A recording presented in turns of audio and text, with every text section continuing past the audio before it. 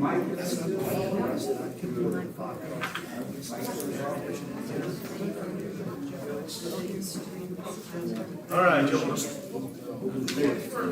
I just checked this thing. All right, y'all want to start with a little prayer and the pledge? Alderman Ashby on the prayer. Heavenly Father, we just thank you for this afternoon. We just thank you for this beautiful day. We just ask that you would be with us during this committee meeting, Lord, that we would have input from the city, Lord, that we would also just run the city in the direction you want it. We ask these things in the name of Jesus. Amen. Amen. The pledge, Alderman Lochley. Thank you. I pledge allegiance to the flag of the United States of America and to the republic for which it stands, one nation, under God, indivisible, with liberty and justice for all. Thank you all. Yes, sir.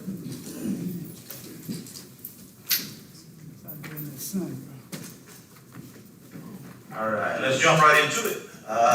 Public Works, Alderman Dorey. Thank you, Mayor. Public Works will now open. We have a quorum. We will hear from the Public Works Director, Albert John. Good afternoon. I don't have anything new to report to you. All the equipment is up and running. We did start spraying on the 13th of June for mosquitoes. And we're spraying 3 nights a week, the whole city once a week for now. So, any questions? Yes. Regarding the vehicles at Public Works, Uh-huh. that are parked, are those vehicles running, not No. running? None of them run.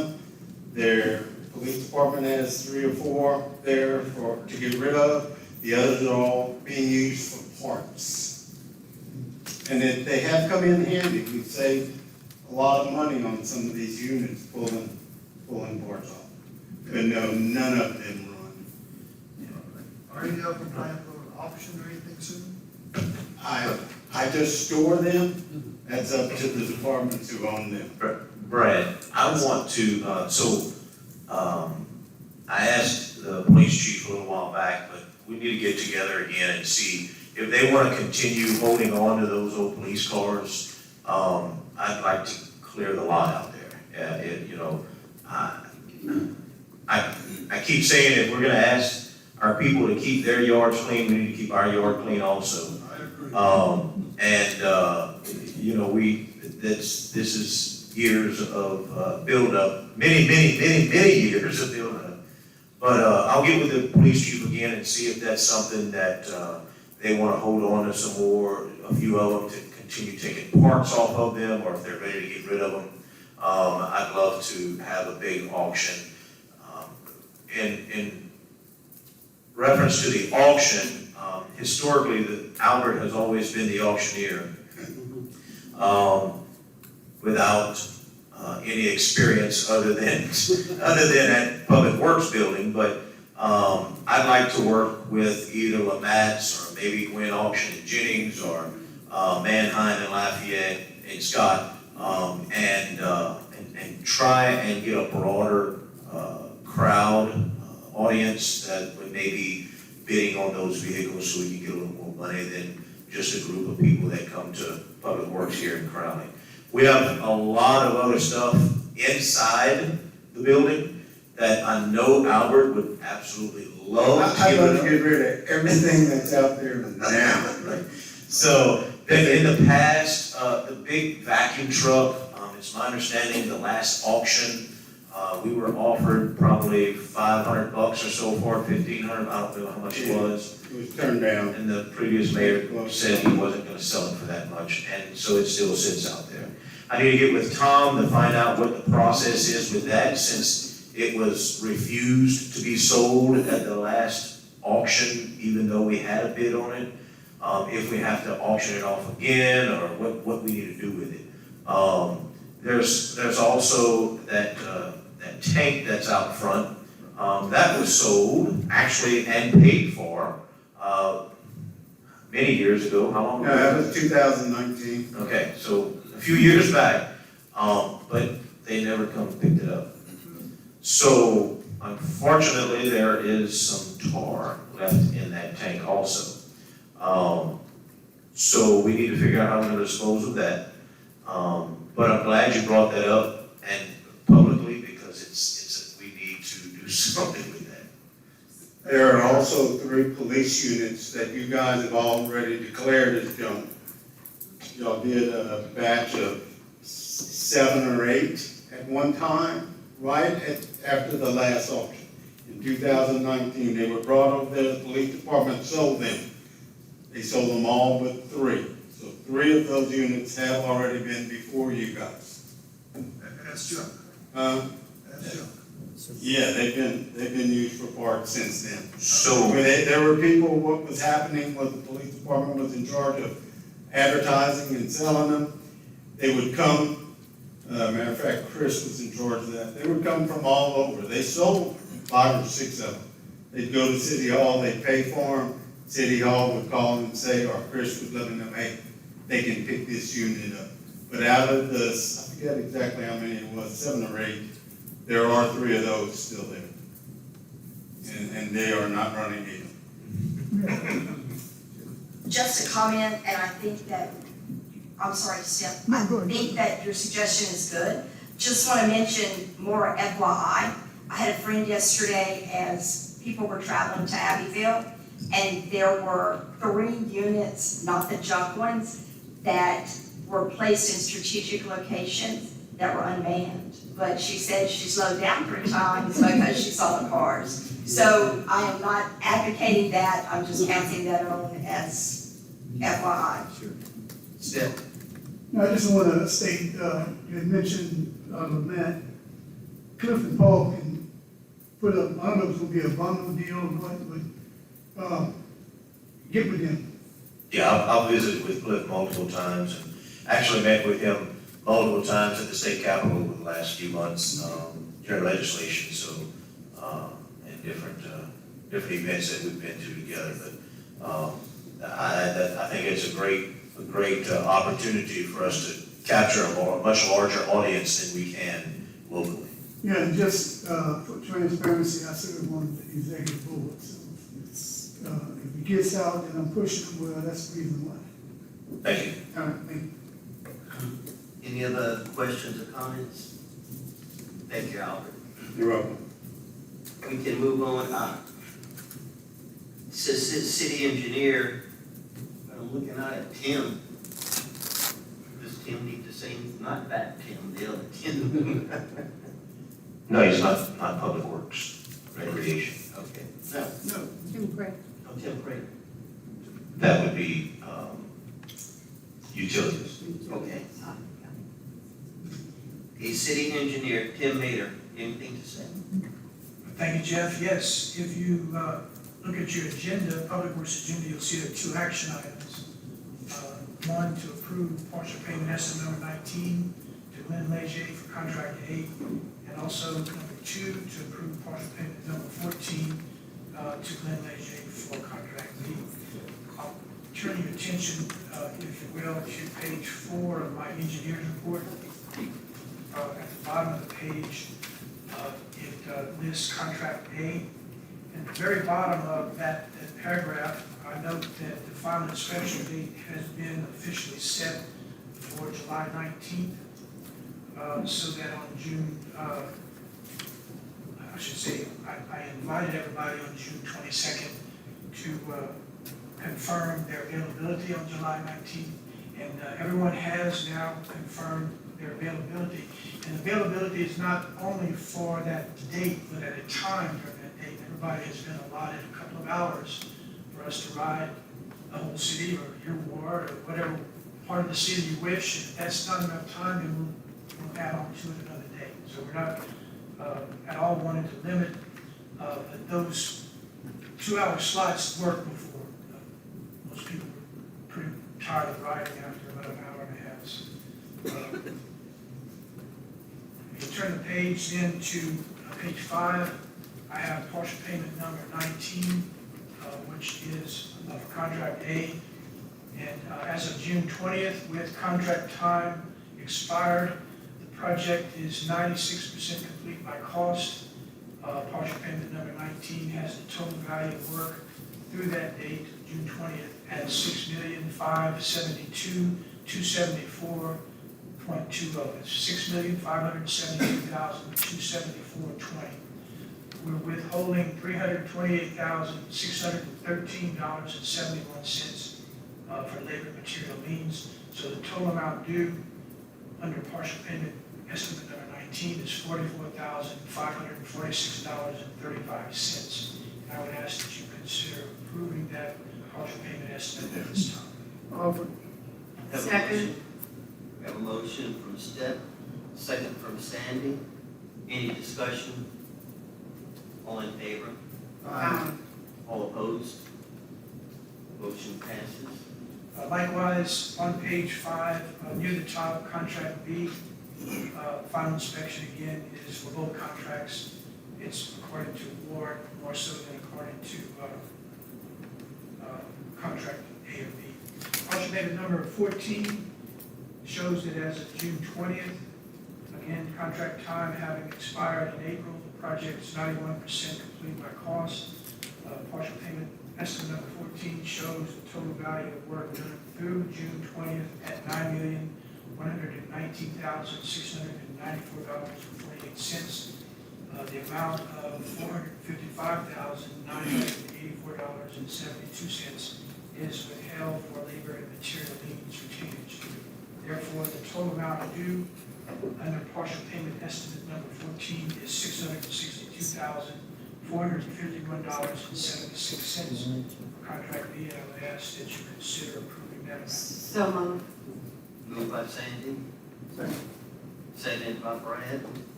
Any discussion? All in favor? Opposed? Motion passes. We have no further action items for Public Works. We have updates shown therein, and I'm available to answer any questions you have at any time for those items. Thank you very much. Thank you, sir. Since there's nothing else to come before us, I will close. Thank you, Mr. Torrey. Utility Committee, Alderman Martin. Thank you, sir. We open up, utility, and we have a quorum. First up, Tim Crowley. Wastewater Superintendent. Good afternoon. Not much to report. We had 184 Louisiana one call locate requests, 22 work orders that were filed during the month. All the equipment and pump stations are in working order and running. Other than that, that's all we dry month. Have y'all been having any problems with pipes with the heat? Just None? Okay. Any other questions? Thank you, Jeff. thank you. Thank you. Okay, next, City Engineer Tim Maiden. Thank you, Steph.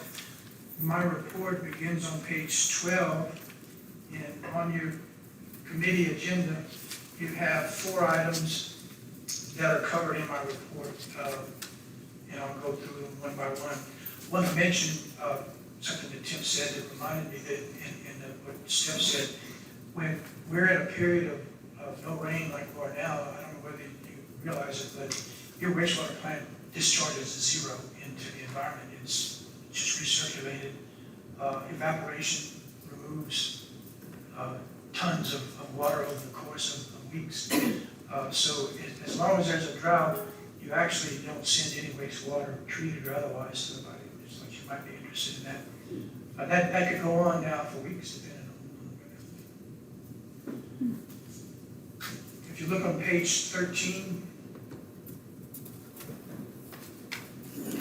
this would be related to the collimator replacement at the main pump station. I have 3 action items. Number 1 of the 3 is partial payment number 5. As of June 13th, the contract was complete. Partial payment estimate number 5 has the total value of work completed under the contract at $475,987.24. The amount of $47,598.72 is being withheld for lien retainage. So the amount due, this estimate is $47,328.52. And I present that for your action. Okay. Offered by Ms. Marks, second by Jeff. I'm sorry. That, we approve partial payment number 5 to Tele Services LLC for the common noodle replacement at the main pump for the amount of $47,328.52. Is that correct? Yes, sir. All right. All approved? Aye. Opposed? Motion carried. Thank you. Top of page 14 are the other two items related to the same project, the common noodle replacement project. At the top of page 14, you can see that item number 2 there is change order number 3, which is the final contract change order under this contract with 2DA Services. And the purpose of the change order is to adjust original contract quantities to final construction quantities and the cost related to that. In that change order, we are adding $33,150, and that was to adjust the bypass pumping, which was paid to the contractor per week. We had to pump for 11 weeks instead of 8 weeks because of the weather during that contract time. So that added that amount, $33,150. And of course, that would be contingent upon review and concurrence of the funding agencies, and I offer that for your consideration. Okay. Offered and second by Ms. Marks and Jeff again to approve change order number 3 under the contract with Tele Services LLC for the common noodle replacement at the main pump station project in the amount of $33,150. Motion carried, and I'm gonna move on that as well. All in favor? Aye. Opposed? Motion carried. Project having been completed, we would ask also that you adopt the resolution of termination for the contract with 2EA for that project. Okay. Offered by Ms. Marks, second by Katie, that we adopt the resolution of termination, that we adopt a resolution of termination of the contract with Tele Services for the common noodle replacement at the main pump station project. All in favor? Opposed? Mr. Martin, can you get a first and a second on that, please? On I all thought these? we did, Okay, all right. but I thought we had. You did, okay. Then you're right, I'm wrong. I didn't hear it. All right, threw me off right there. All right, all in favor? Opposed? Motion carried. Thank you. I want to mention that I did send to everyone midday the backup information that supports these amounts and these actions. If you have any questions on any of that, again, contact me at any time between now and next Wednesday. Yes, and I just wanted to mention, I appreciate you sending that out. Again, I'm hoping that it makes everybody feel more comfortable about the presentation and the action being taken. The next action item would begin on page 15. And that's item number 9, where you see the big bold J in the left margin. That's the LCDBG fiscal year 2021 project. That's the rehabilitation of the sewage collection system funded with LCDBG money for the construction. At the bottom, or near the bottom of page 16, is partial payment number 12. As of June 20th, the contract was 88% complete by time, 76% complete by cost. Partial payment number 12 has the total value of work done through June 20th at $1,389,301.48. The amount of $69,465.07 is withheld for labor and material liens. The total amount due this estimate, therefore, is $95,130.49, and I would ask your consideration to approve that amount for partial payment. Offered by Ms. Marks. Second by Jeff, that we approve partial payment number 12 to NCMC LLC. I'm sorry. Approve partial payment number 12 to NCMC LLC for the rehabilitation of the sewer collection system project. in the amount of $95,130.49. All in favor? Opposed? Since I didn't have my mic on, it was offered by Ms. Mark and second by Jeff Gilroy. Okay, that's it. That concludes the action items I have for utility committee. Anything else to come before utility? Recess. Thank you, sir. Let's see, Recreation, Alderman Ashby. Recreation Committee has a quorum, and we will call Mr. Peter Kirsch, Recreation Department. Good afternoon. Our soccer and flag football registration is open. It will be open until August 13th. Anyone interested can go to our website at crowleyrec.com, or they can come to the Rice Festival building, and we'll be more than happy to help them out. Our All-Star baseball season is wrapping up. All 6 of our All-Star teams had advanced out of their sectional tournaments and qualified to play in the super regional tournaments this past weekend. That's where we slipped a little bit. For 5 out of the 6 teams, the season came to an end, but we did have one, our 8U Americans won their regional tournament, and they qualified for the Pinto South Region World Series to be held in Youngsville on July 19th.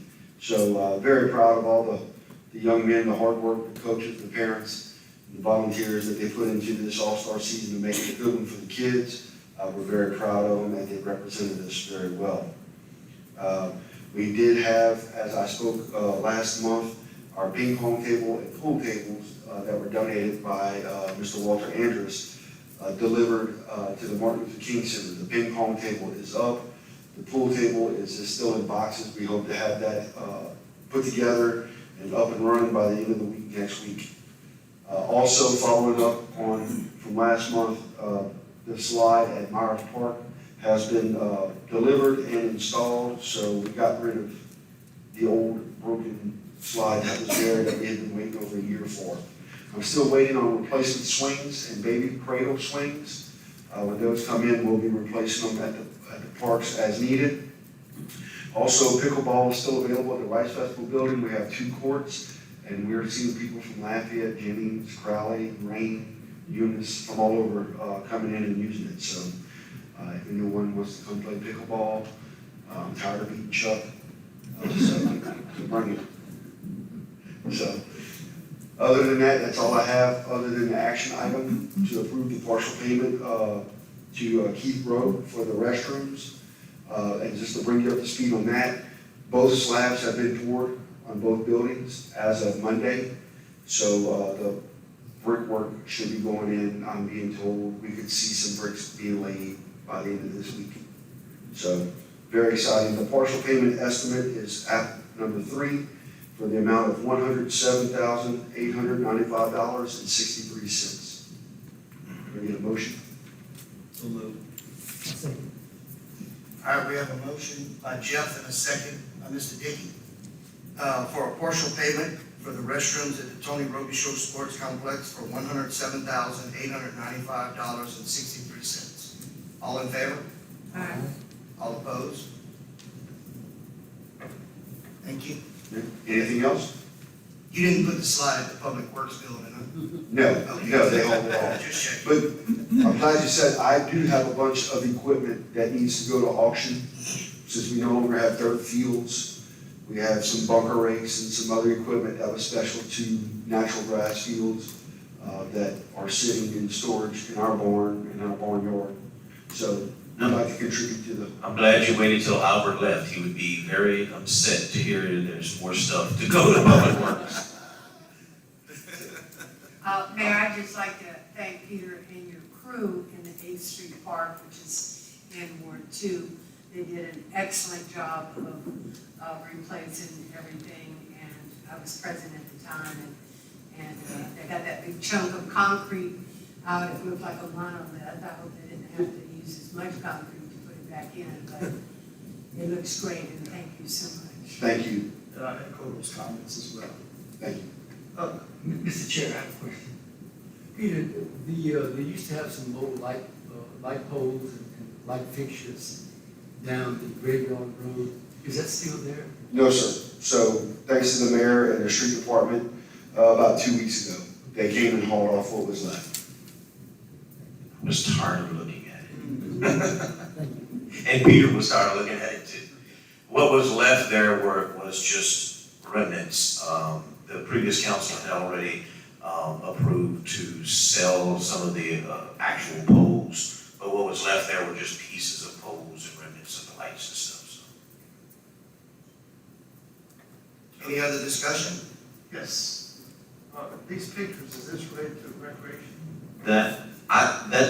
It is, recreation director's, responsibility, but I'm bringing it up for public buildings because it was, I mean, we can discuss it in recreation too, but it was a issue that public buildings had. So either way, we can wait for public buildings or we can talk about it now. We'll wait for public comments. I bet Peter can stay a little longer. There you go. Thank you, Peter. 1 o'clock. That's for beating them at pickleball. That's right. I was trying to help you to get you out of here. Thank you, Peter. Mayor, Peter, Mr. Mayor. Yes.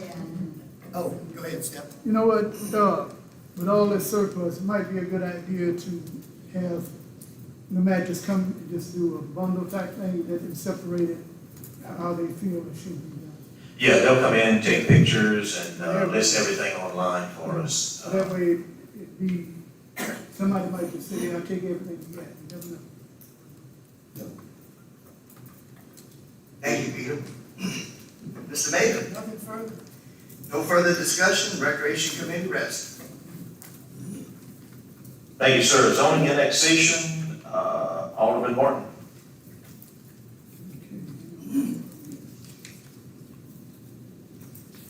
Let's see, zoning annexation, we do have a quorum. And the only thing we have reports is city engineer Tim Maker. Nothing further. Nothing further? Anything else to come before zoning annexation? Any recess? Thank you, sir. Public safety, Alderman Core, but if you want to make a note of it, we have in your package, you have a beer and liquor permit, an application for a new retail beer and liquor permit. If you want to amend your agenda to vote on that or discuss it or whatnot. We had an option to either amend the committee or the council, and if at all possible, I'd like to bring it up to committee first so that it doesn't Sure. sneak up on y'all and council. So as on the agenda, we have Family Dollar. And you said we have another? That's different, yes. This one is for, Paper Kings. yeah, there's two of them. Okay. Okay, Mayor, thank you. Yes. Yeah, this time I'd like to amend the agenda to include as an action item, the request for a new retail beer and liquor permit regarding Vapor Kings Incorporated, located at 210 North Parson Avenue in Crowley. Let's amend the agenda to include that item. Right. So let's do a roll call. Brad Core, Yes. Byron Wildridge, Yes. Sammy Reggie is absent, Chuck Ashby, Yes. Jeff Dorey. Yes. All is in favor. Amended, agenda has been amended. We'll put it as number 2. All right, call the Public Safety Committee meeting. We have the former president, and we'll begin with reports, beginning with Chief of Police Troy Hager.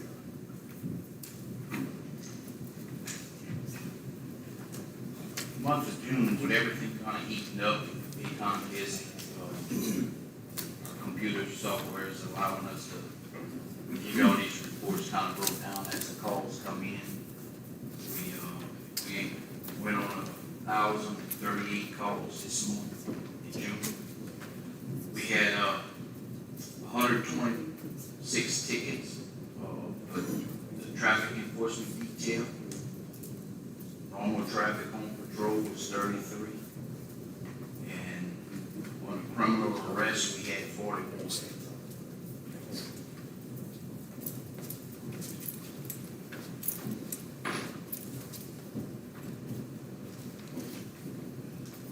Mr. Ashby, I think this was something you had requested as far as the breakdown. So it just so happened at the beginning of June, we implemented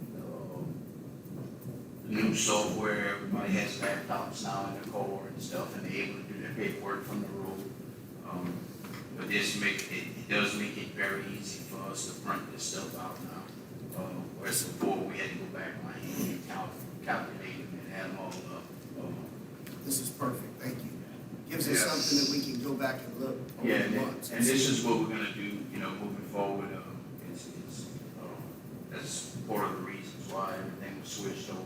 We're just getting more advanced, that computer system, when it comes down to writing citations and stuff. Normally, when you pull a car over, it normally takes about 15 minutes, just on an average traffic stop.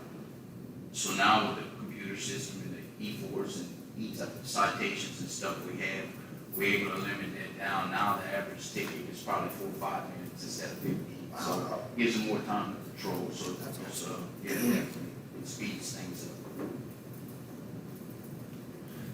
Chief, the committee previously discussed installing speed control devices along West 10th Street near Little Rose Drive, East 12th Street, within Hockley Heights subdivision.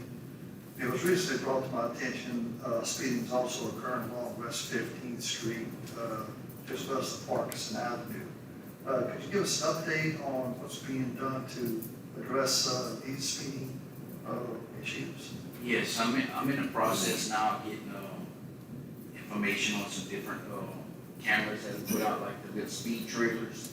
You have them in multiple different ways that they can be put out. One can be on a pole just to where they log your speed and show you that they speed. Some can be a little trailer where they come in. They have some message trailers with speed cameras. There's a bunch of different things that you can look at. They are kind of expensive, but I'm looking at maybe something going, where we can put a pole in the ground and then just come back and attach it to that pole to where we can move them at different spots in the city and just leave the pole there. Because sometimes you may have to come back in a couple months and put them out, but they work pretty well. A lot of them are going to in the school zones where they put them out in the schools. But I'm getting some prices together. I'm gonna let y'all look at that. Also, we are gonna move some of the TED from off of the interstate. We're gonna move it into some of these areas here. The volume is not as much, but it's definitely needed. These people are correct. There are speeders in the neighborhood. They definitely are speeding. And our manpower is still not where we want it to be, but it's building daily. But we're gonna, I think by us moving some of those TEDs from off the interstate in different areas, it's gonna slow down the number. Normally on an average of 5 hours, they may average 10 to 12 citations. In the city, you're not gonna have that kind of traffic, so the speeders aren't gonna come, so they may only issue 5 or 6 in the 5 hours. It's just the traffic's not there like it does, but it's still affordable to run the program to help out some of this till we get some of these trailers and stuff. And also when we get back to full force, we're gonna be able to, start making, start working a lot more traffic. Mr. Chair, I have a Yes. question. Troy, is there any kind of consideration about moving those unmanned units in the neighborhoods? Because really, I noticed on my street, on Pine Street, when a police officer parks in somebody's home, going in to do some kind of investigation, the brake lights come on like crazy. Right. I mean, I watched that for like an hour the other day. So I mean, the police officer wasn't in for an hour, but people see that. So just- Yes, and these cameras do, it's more like the radar trailer where they just clock your speed as you're coming and it flashes your speed. Yeah, but a police unit makes a big difference. It does, Especially when they face absolutely. down the street. I mean, they see that. Well, until they find out it's It unmanned. takes about a block for them to recognize it, but once they do, the lights come on. No, it does, and it, we have looked at putting some out at schools and stuff like that, And we've just a reached question. out to the school to put some in the parking lots and stuff, and they just referred not to right now. maybe in the upcoming year, they might let us do some stuff like that. Also, it does, we wouldn't mind definitely parking a bad unit out there. We'd hate to park Oh, no. a newer unit where it gets vandalized or something, when they realize no police in it. We have three public works. It's a question. It's a strategy. Oh, sure, it It's is. a strategy. Thing we can do. Chief, on another note, how many individuals have applied at the police department since we recently implemented the pay raise? Since we implemented the pay raise, we had 4 actual police officers that come and apply. Out of those 4, we hired 2, and I'm currently looking at hiring another now. We're just running through the process now. It's early in the hiring stage, but one of them had failed the psych test, and we also had tried to hire 3 dispatchers. 2 of them didn't make the psych test also, so the psych test kind of been definitely playing a big part on our hiring process. We're seeing more and more not passing that psych evaluation, and it's really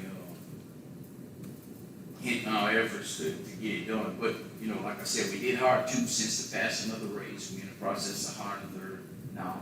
There was many more prior to that.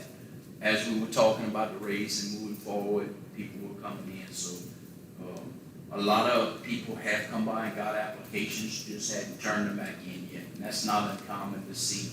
Like if they work somewhere, they'll pick a day, they'll come get the application. 2-3 weeks later, they'll fill it out and come drop it off. So it's definitely up 100%. Chief, regarding the psych test, is that one of the primary problems with the hires? Is that not being able to successfully complete that? And as I understand it, it's like a low risk, medium risk, or high risk. Yeah, there's no pass or fail, but our insurance doesn't allow us to hire them if they come back as a high risk. So does the insurance company allow you to use another testing service? I understand there's several other ones out there that other departments use. I was told no at one time, but I think we just currently switched maybe the insurances or insurance providers. So I hadn't reached out to them, but it's something we can definitely look into. And I'd like to ask the chair of the insurance and personnel. Yeah. Maybe. Mr. Chairman, if I can comment on that. I understand the 2 tests that are being used now, Matrix and Spartan, and I looked into those. I've got them, how they're structured. I did speak with the mayor about approaching our insurance carrier to see what may or may not have been updated, what the expectations are that we have to use. I understand the problem. My question was, how much weight do these psych evaluations carry in the bigger picture? If we're getting very good applicants, but they're being disqualified on those tests, I think we need to kind of take a look with our insurance carrier to see what they may advise us. And then we didn't discuss that in the meeting in personnel and insurance yet, but we can certainly explore that. Yes, please. There's also Lafayette PD using somebody out of Lafayette also who performs those tests and stuff. We can reach out to them too and get better information to where we can maybe approach our insurance provider and see if they would accept different ones, so let's try different ones, see if we have different results. But from what I'm hearing from all the other chiefs around the state, they have the same rate. I'll be glad to explore that with the mayor's guidance there. If we're going to have another meeting or need to call another meeting and take a look at that so that we can get on better applicants and not arbitrarily disqualify them on technical questions that may not serve what we need. Mary, you want to speak? Yeah, I would just, obviously there's this test in place for police officers because there's a need for it. I'm not saying that it needs to be as stringent maybe, or that the ones that we use are the right ones, but obviously we want to supply the best police officers possible to our citizens. And I know the chief's goal is the same. You know, it sounds kind of brutal, we're talking about a psychological, I couldn't get that out. A psychological test, you know, well, this person qualifies, but this person psychologically does not qualify. It sounds kind of brutal, but it's not saying that they're unstable in the normal world. Being a police officer is not a normal world. And so there's a reason that these tests were put into place. I'm all about looking into it, talking with the insurance company and all, but I would like to err on the side of caution and make sure that we do still, maybe we can check with other police departments in the area, see what they use, see what their options are, and compare. But I would still like to see us get some of the best police officers that we possibly can, because, you know, dealing with some of the citizens in any city, at some point may make you fail one of those tests, but it's tough dealing with people. You know, these police officers they have their own lives at home, and they have to deal with their own lives just like each of us do. But then when they come to work, I know that we have a list of the types of calls here, but to know exactly what these men and women deal with when they walk into some of these homes throughout their shift is extraordinary in most cases. I totally agree with you, Mayor. I just want to err on the side of caution. Yeah, and I'd just like to say that after reviewing the matrix and the Spartan, the administration of the test suggests that if there are questions that may need to be further investigated, that a qualified psychologist reviews those answers and clarifies them with the candidate. And some questions may not be fair in asking. So in that administrative process, are we following it? Is there a follow-up on the applicant as to why they were disqualified? And that the answer is clarified, you know, by a clinical setting, not just a paper test. And that's one of the things that I think we should take a look at, the administration of this. Has it been followed according to Matrix or Spartan? Which one do we use, one or the other? Is it Spartan or Matrix? We currently use Spartan. Okay, and that was the Spartan, was when there are certain questions asked, if there are flags, then that is deferred to a physician qualified to look into that. So they're given a second chance, which means just like being disqualified to go into the military. Yeah, no, they don't give a second chance. According to this act, the administration of it. No, he's talking about currently in our city is not a second chance. Yeah, and according to the administration of that, it suggests that there is, so. I reached out to Sport when I went to one of the beginner chiefs course. I brought it up because it was a big concern of mine because it's been going on at the department. And one of the instructors that was teaching the class, he was from risk management. And what they do the same thing, tests and stuff like that. And, in theirs, if you score really high, sometimes there's some classes you can take that they would sign off on it. And, you know, regardless on where you landed at on that, if it's, you know, you possibly risk alcoholism or something like that, they may send you to a class on that to where it'd be like, okay, he's got treatment for that. So now that he's got the treatment, we believe was fine and they would sign off on it. So I reached out to Spartan, and one of the owners called me back, and they were,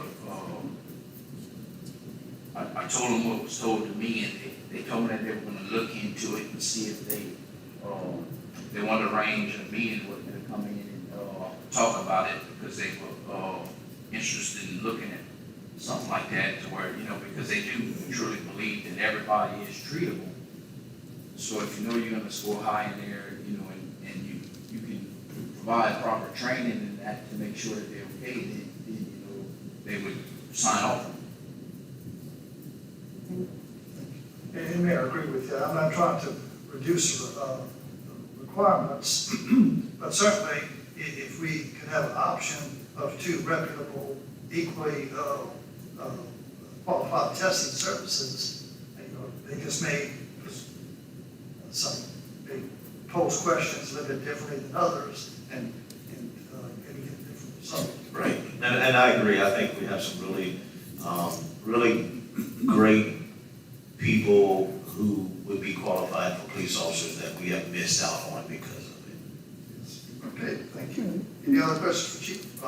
Step? Yeah. Okay, I'm listening to what everybody has to say about that.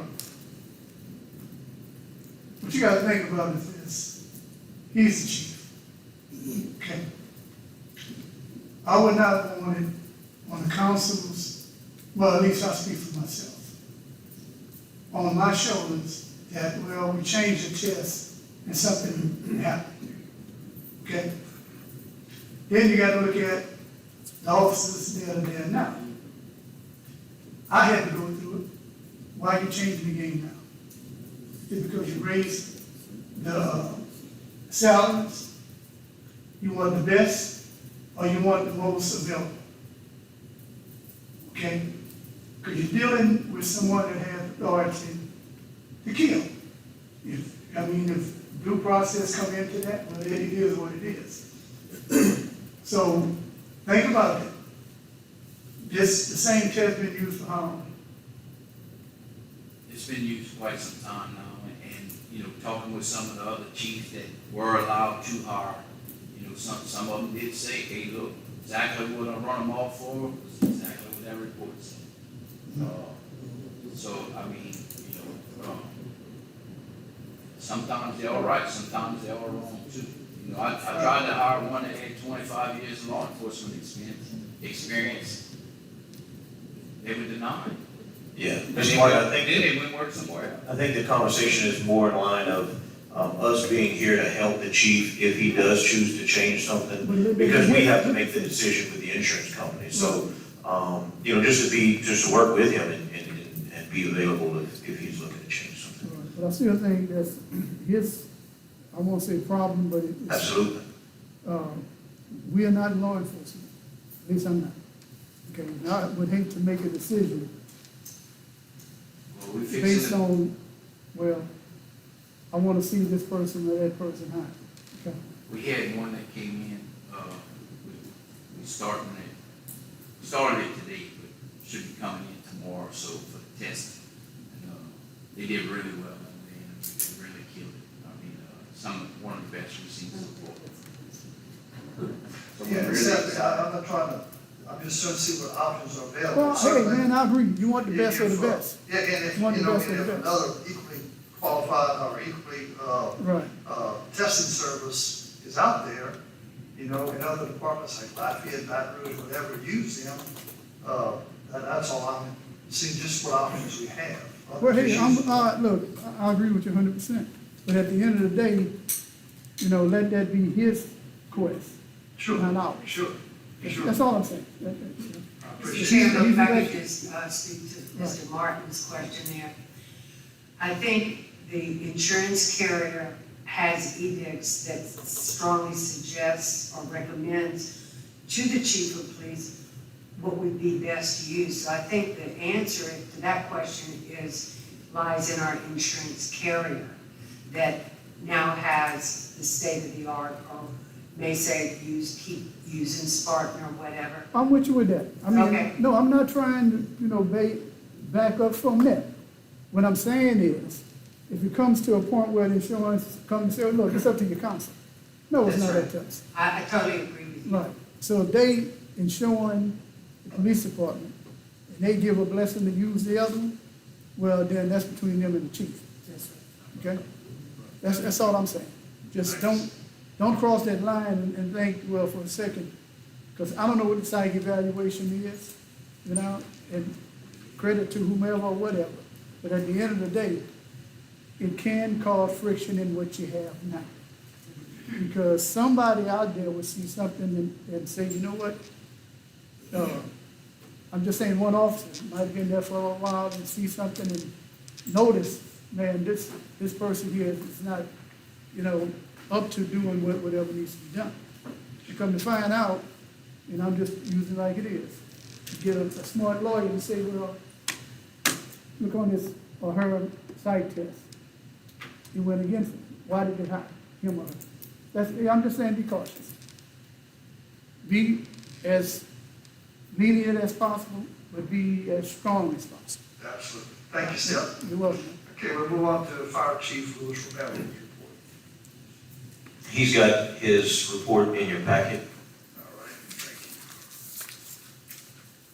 you. And next, 8 hazardous calls, 16 rescued EMS, 14 false alarms, 9 fires, had a busy month with actual fires, 1 good intent call and 2 service calls, total 50 calls. Average response time is 2 minutes and 31 seconds. I don't know what they're doing, but they're continuing to improve on their response time. It gets there pretty quick, That's yes. outstanding.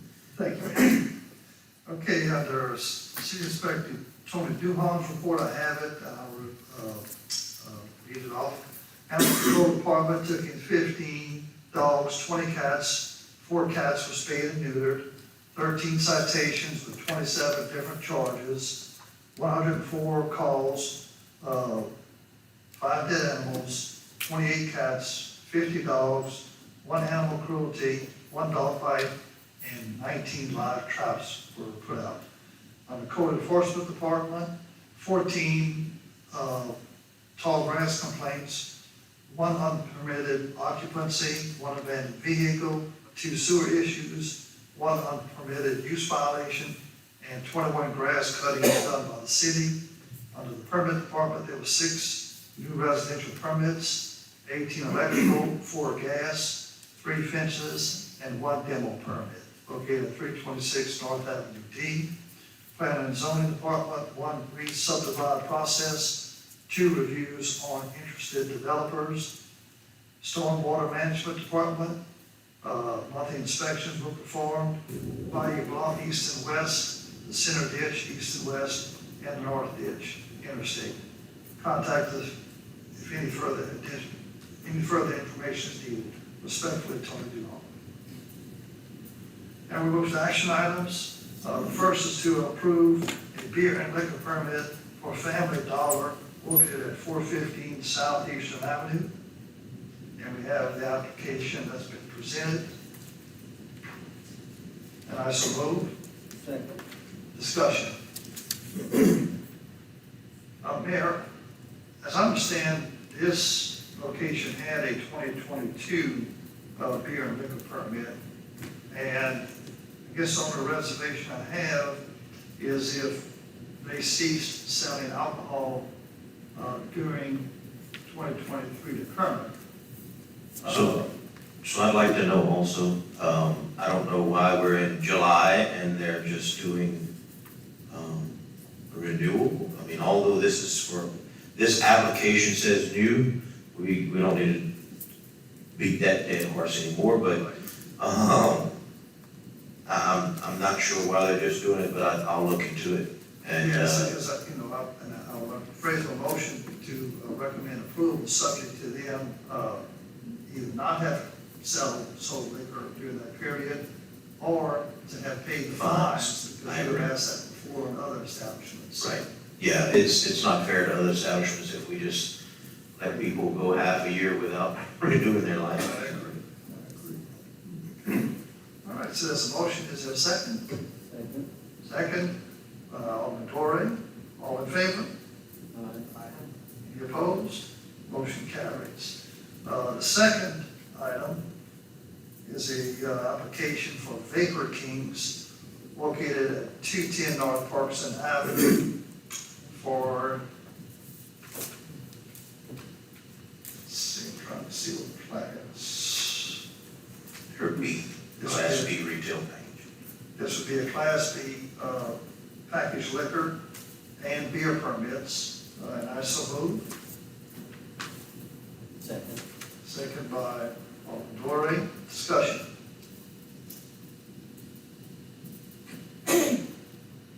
Yeah, this is a section where they sell the vapor. The vapes and stuff, this is gonna be near, Super One in that shopping center there. If I'm not mistaken, All right. yes, 210. 2010. Yes. All in favor? Any opposed? Motion carries. Here at this time, we have no discussion items, Mr. Chair. any other items to come Mr. Chair. before the committee? Oh, Steph? Okay. I'm not on committee, but you just made a statement that I want to clarify. Mayor, the dollar store. I remember when they quit selling alcohol, there was a problem. They hadn't renewed and it was shut down. Statement in selling alcohol? I don't know. That's what I said, we're gonna have to research that and see if they continued to sell alcohol for 6 months after their previous license expired. If they did, we need to make sure that they paid the fines that are listed in the ordinance. Okay, well, I thought, unless things changed, Lord knows, I don't think it did. I thought liquor licenses were, given with the approval of the chief, signature. It is, Chief and his has to sign signature's off. on it. The chief's signature is saying that there's no violation issues and the background check and all is good for that owner. The police chief doesn't have the records of the sales over the past 6 months, nor does he have records of if they paid the fines or not for this application, because they haven't done it in 6 months. All liquor and beer permits, for the city liquor and beer permits, are renewed in December. Right, I understand that, but, want to throw a little caution to the wind with this. If they hadn't had a liquor permit, and they requested it now, we cannot deny them their liquor permit. Sure. No, I mean, unless you find. Just like your driver's license in your pocket, the state can deny it if they want, you don't own it. But what I'm trying to say is this, They don't own this liquor license. no, I didn't say that. What are they requesting, a new or renew? It doesn't matter. Again, that's what I said earlier, we're not gonna beat that dead horse, whether it's a new or renewal. Our ordinance has a new and renewal, but they're the same thing, because it's a new permit. And that's the other point that we wanted to ask, I need to find out, is whether or not they had one that expired in December. If they did, and they continued to sell beer and liquor through July, I understand where you're at with that. I understand, that means that they're in violation. that's it. And that's what I need to research to give you all the information for next week. So what you gonna pass it on to the next meeting, or how you gonna do it? You're not gonna just deny it without doing. No, it wasn't denied. Okay, well, that's another thing, okay? We that's will another move thing. forward contingent upon the Okay, license being checked out. all right. Yeah, okay, so basically, all right, I just wanna go back, and I'm not on the committee, but I just wanted to make sure That's fine. that we were in accord with the law. Yes. All right, thank you. All right, so any other items to come before the Public Safety Committee? Committee recess. Thank you, sir. Public buildings, Alderman Wildridge. Public bills convened Wednesday, conversations, we had a quorum. On the first item, the chief of police, Troy, right? I'm just joking with y'all, that's on my sheet. Yeah, you don't have to call any of those three up. That's a typo. I would like, Peter Curtis, the director, come speak first on this, the pictures he got in his program. So, Mr. Wilridge, honestly, these pictures were put in here by myself. Peter can speak on them so that he knows. I just thought. Yes, sir. Him being the director. Yes, sir. I chose to put these pictures in here because there was a lot of complaints and discussion on the restrooms at the MLK Center. Peter can tell you the process on what's been happening, but I just wanted to show y'all what it looks like every evening when they close it up. I'm not sure how much longer we can afford rolls of toilet paper for those restrooms, if that continues. Well, I apologize, I thought. Yes, sir. No, I didn't want him to take the rap for putting these pictures in there. I do want to follow up with the committee, after the concerns were brought up last month, Mr. Wilridge. I did speak to the staff at the MLK and reiterate, I want the restrooms cleaned, swept, mopped, 6:30 every morning when the building's open. Again, at 2:30, I want a check done before Shane leaves for that afternoon. And when Mr. Bryan comes in, when he leaves at night at 9:30, the restrooms are locked. That's all I was asking, Peter. Yes, sir. And that's just the right thing, we should do it. Yes, sir. So what I did request from Mr. Garrett and Mr. Cormier is that when they do open that building or inspect that building, they take pictures to document what they're finding. And so that, I'm assuming, are the pictures that I have forwarded over to the mayor that you have in front of you today. Those restrooms are less than a year old. We have sinks that are starting to be pulled away from the wall. We have light switch that's been kicked in, we'll have to replace pretty soon. The partitions are taking some abuse. Toilet paper is disposable, but yes, it is an expense. And some of these things are big ticket items.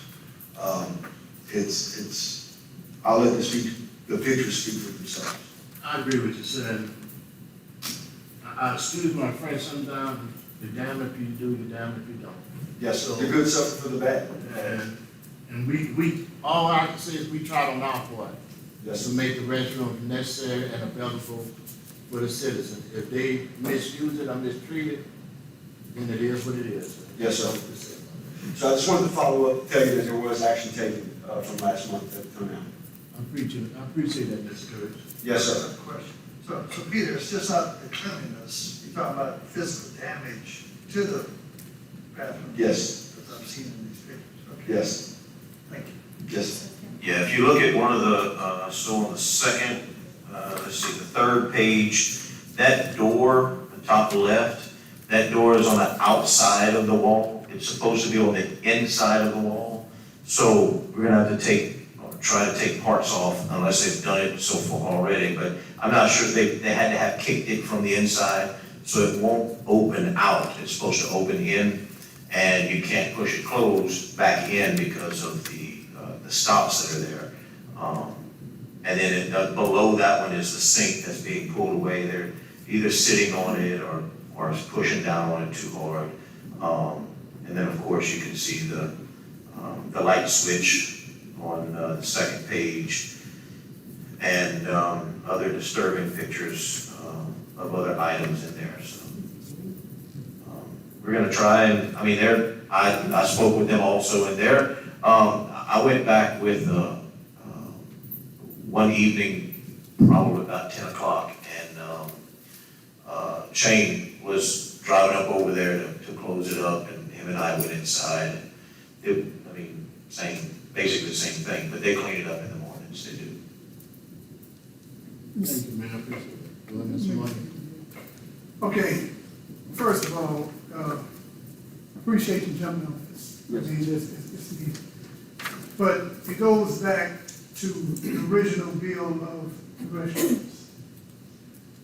When we first started talking about the restrooms, we had no idea, no one talked about putting porcelain toilets in sinks or whatever in, okay?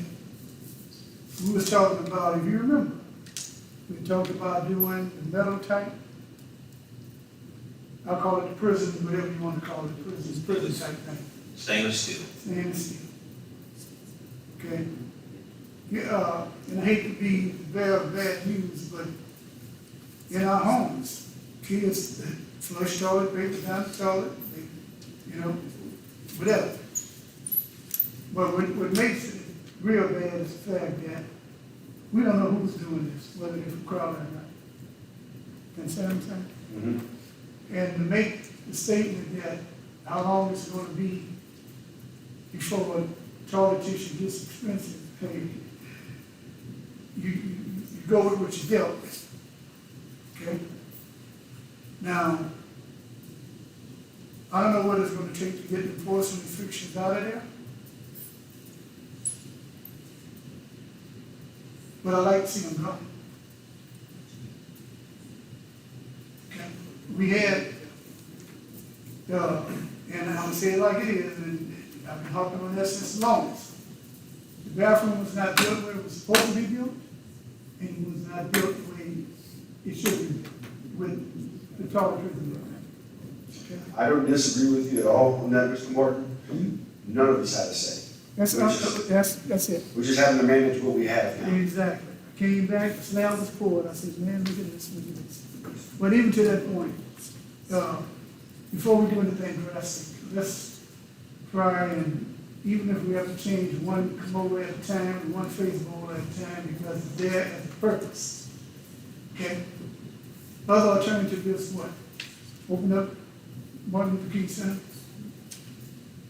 Whenever, that means you open up from what? 8 in the morning until 8 that night or what have you. I'm not sure what time the park's closed or whatever it may be. But something has to be done. Can I suggest this? Whatever, I'm listening to whatever you want. The fixtures aren't broken yet. Right, They're heading that direction. right. As they break, we can replace them with That's- stainless. That's my only option about it, and not to step on you told me this. I just thought I said, I'm not on the committee. But before you take away, this is a luxury. This is a need. Mhm. Okay, this is not nothing that someone, well, I'm gonna go out there and do whatever. So at the end of the day, it's incumbent on us to make sure that we do everything we can. But if you're gonna base a need of human beings on toilet tissue, we got a problem. I have no problem with the toilet tissue. I'm just saying. Right. Mr. Martin, it was me that made the comment about the toilet tissue. And I do it directly, There's directly to you. there's multiple rolls of toilet tissue, Right. still in the paper, some of them, that are being wasted in this restroom on a daily basis. Right. Which is why I made that comment. I mean, these pictures, there's 1, 2, 3, 4, there's probably 5 or 6 rolls of toilet, the toilet paper holder has been broken open, and they took the full rolls of toilet paper and put them whole in the toilet. Not many kids are gonna do that at home, and I was talking with some of the older folks at the park, Right. and they said, it's upsetting to us that these young kids are tearing things up like this. And it is the young kids, okay? Right. It's the young people that are going out there and making it hard for the others. Is it a necessity? Absolutely. But if we cannot keep the fixtures on the walls and the supplies supplied, I mean, they go in there and they put the toilet paper in the toilet before anybody can even use the darn thing. And then it's not, there was none, in these pictures, there was no paper available to use because there were full rolls stuck in the toilet. Okay, so that's my comment about that is, at some point, we can't keep supplying, we might as well just put them straight in the toilet. Not even put them on in the deal. If I'm not mistaken, we're gonna take some of the stainless steel fixtures from the recreation department restrooms, correct? And replace them with porcelain? Is that in that project? In the new project, yes, we will be putting porcelain.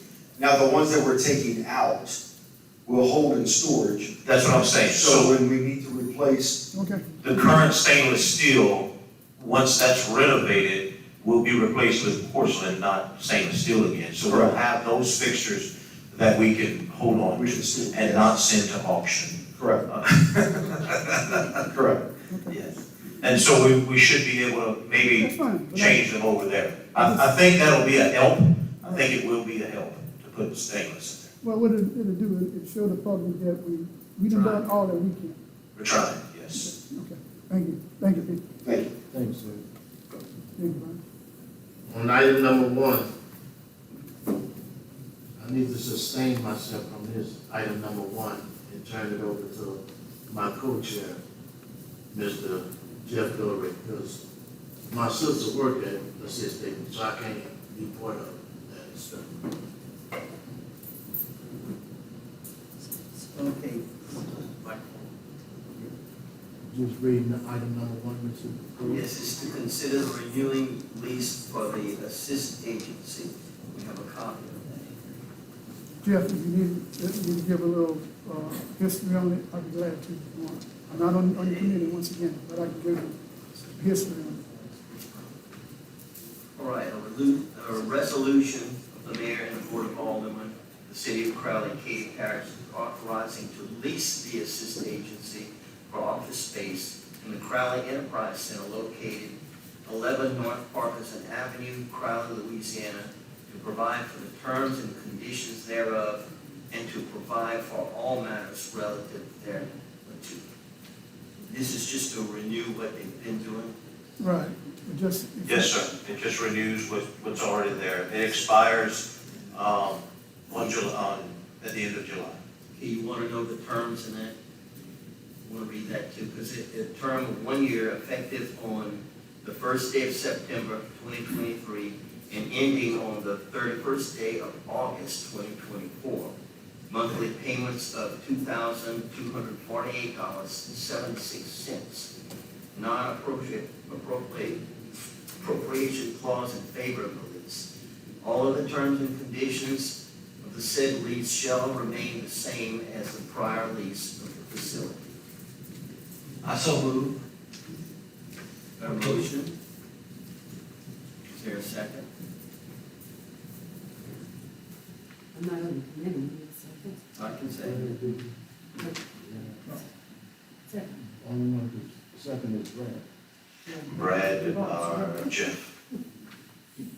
I'll just read through it real quick now.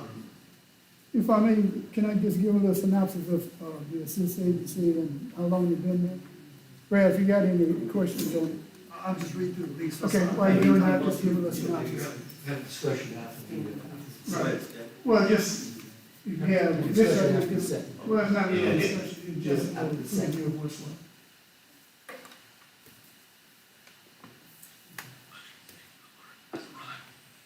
And Mayor, does the rent include utilities still, as it did before? The rent includes utilities, a janitor as a city employee, the dumpster, the security system, all of that stuff is included. I guess It's those all are inclusive. the questions I have. It's a negative, there, Yeah, that's. we lose money on that building every single month. Wow. We spend more money on that building than we get in revenue, in leases. And I know you've talked about the pavilion project with the funding. Yes, sir.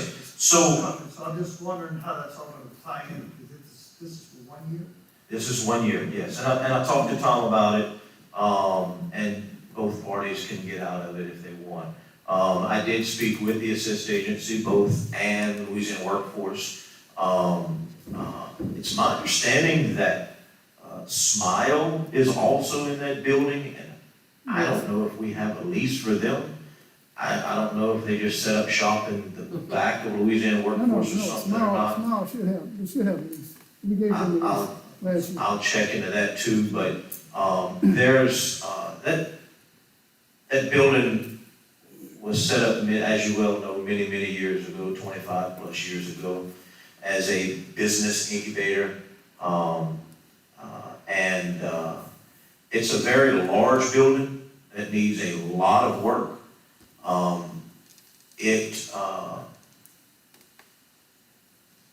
The air conditioners are are constantly being repaired because they also are 25 years old. But I did talk with both Assist and Louisiana Workforce, and I assured them that, they wasn't gonna wake up one day and hear me say, hey, you gotta get out on the street tomorrow. They both provide a service to our citizens that a lot of our citizens are well in need of. And it's important that we help them to find something else, another location if need be. Now, Assist told me that they need 12 offices, a conference room, and a kitchen. That's a whole lot more offices than I thought, but, and then Louisiana Workforce, they just have a small section, and they have temporary partitions that they don't have actual offices and stuff, and they're good with that. They don't need any extra than that. There's a couple of options that we've been looking at, and I told them both that I would be more than happy to help them find another opportunity. I'll just be flat out honest with you, and anyone else that has asked, I've said the same thing. The funding for the pavilion is not guaranteed yet. Governor has not signed that bill yet. In the event we get the funding, we need to try and move pretty quickly on it, to start utilizing the money that's going to be given for that project. Honestly, in the event we don't get the funding, at some point, I would like to still demolish the building and get rid of it. A pavilion would be much more beneficial to many of our citizens in this city than that building, especially if we can help the Assist Agency and Louisiana Workforce find another building to go into. Yes. Again, we have a city employee who's a janitor. All repairs are done by the city. All utilities are paid by the city. And the alarm system is paid by the city.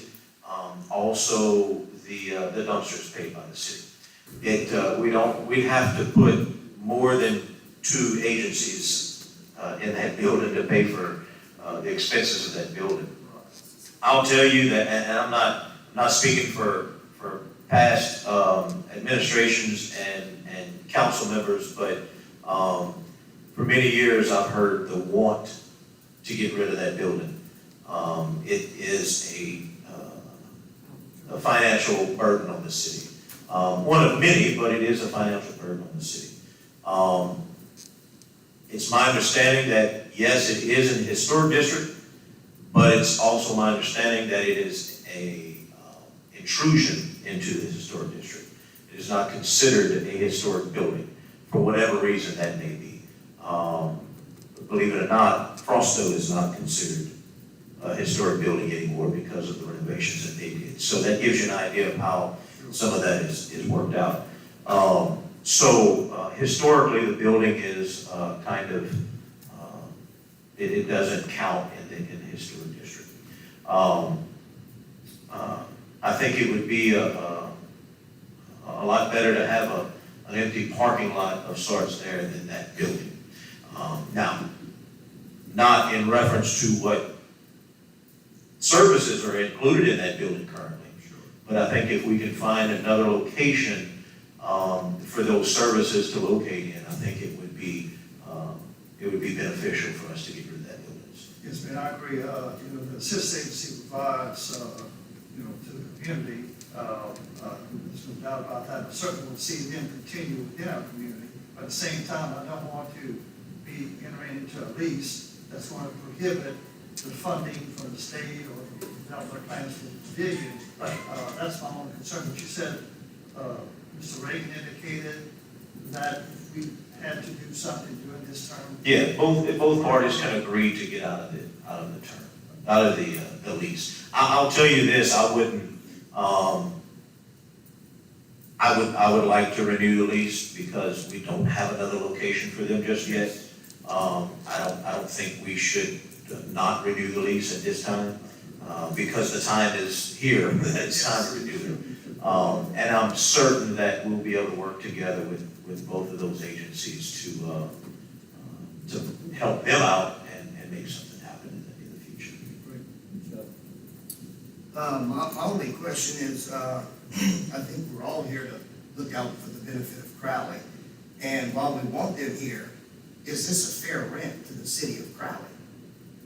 I don't know any other building you're gonna rent in Crowley for $2,200 where they're paying your utilities, your janitor, all of the fixes. 3,100 square feet. Yeah, I mean, this isn't fair to the city. No, and it's somewhat of a, how was it stated before, a public service of the city, I guess you would say. It's our portion of, supplying that benefit. So we make the rent affordable to this organization who provides services to our citizens who are in need of those services. And I questioned also, we're giving away tax dollars here. We're giving away tax dollars to this building for people to operate out of. And so what is the legality of that? Which is why I've looked into it to see what we need to do to fix it. I'll tell you that the state sets the budget of these two entities a year in advance, or for a year, just as we do. And so that's why they need an annual lease agreement so that they can budget their monies. Other cities do the same. I'll tell you, it's my understanding that other cities and parishes do the same at some point.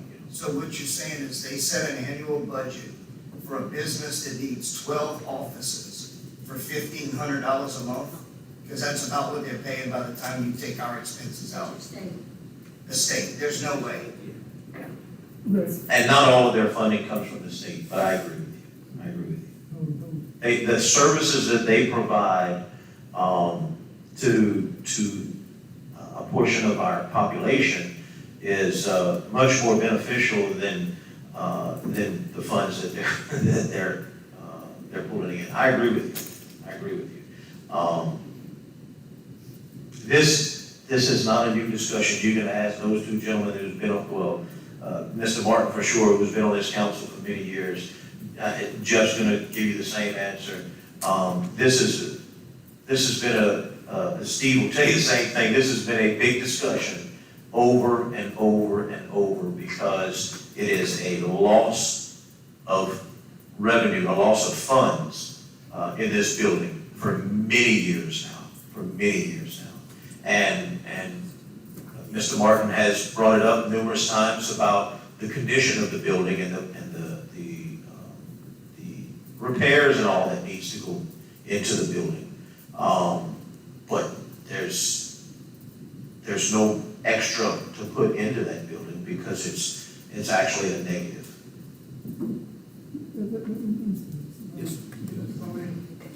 Okay, listen.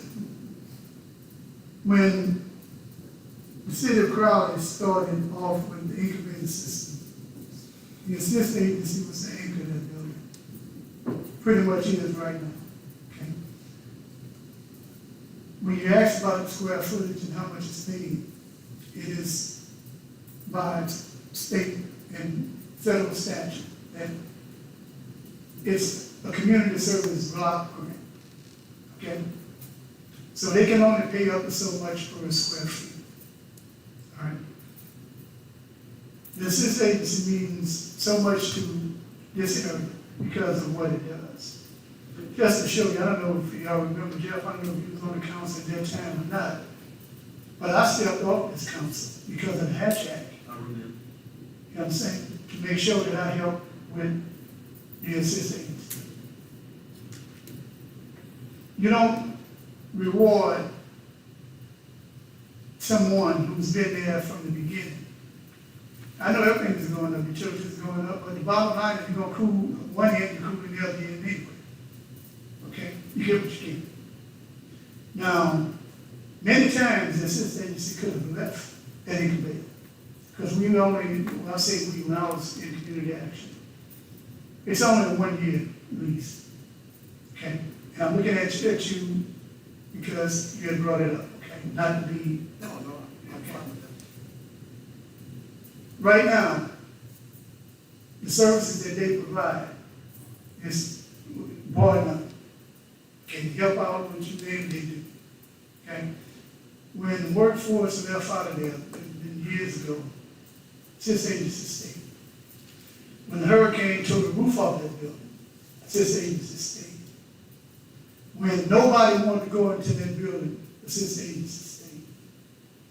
At one time, I don't know if you remember, the Sis Agency used to be at the Rice Festival, the Rice, what is it, the Rice Hotel. We left there and went over there to make sure that this building would come to fruition. Okay? So, it's on us to find, if anything goes down, you talk about the pavilion and all this other craziness. Well, it's not crazy, I'm hoping that it happened, but at one time, we didn't know where the pavilion was going. So now you're saying that, all of a sudden, that's where the pavilion is going now? Because at one time, I know we talked about it, and nobody knew anything about it, where it was going or what. It was talked about. And I was one of the main ones that brought it up to see we need a pavilion in the city of Crowley. Mr. Martin, could you share with us exactly what services this assist agent actually provides?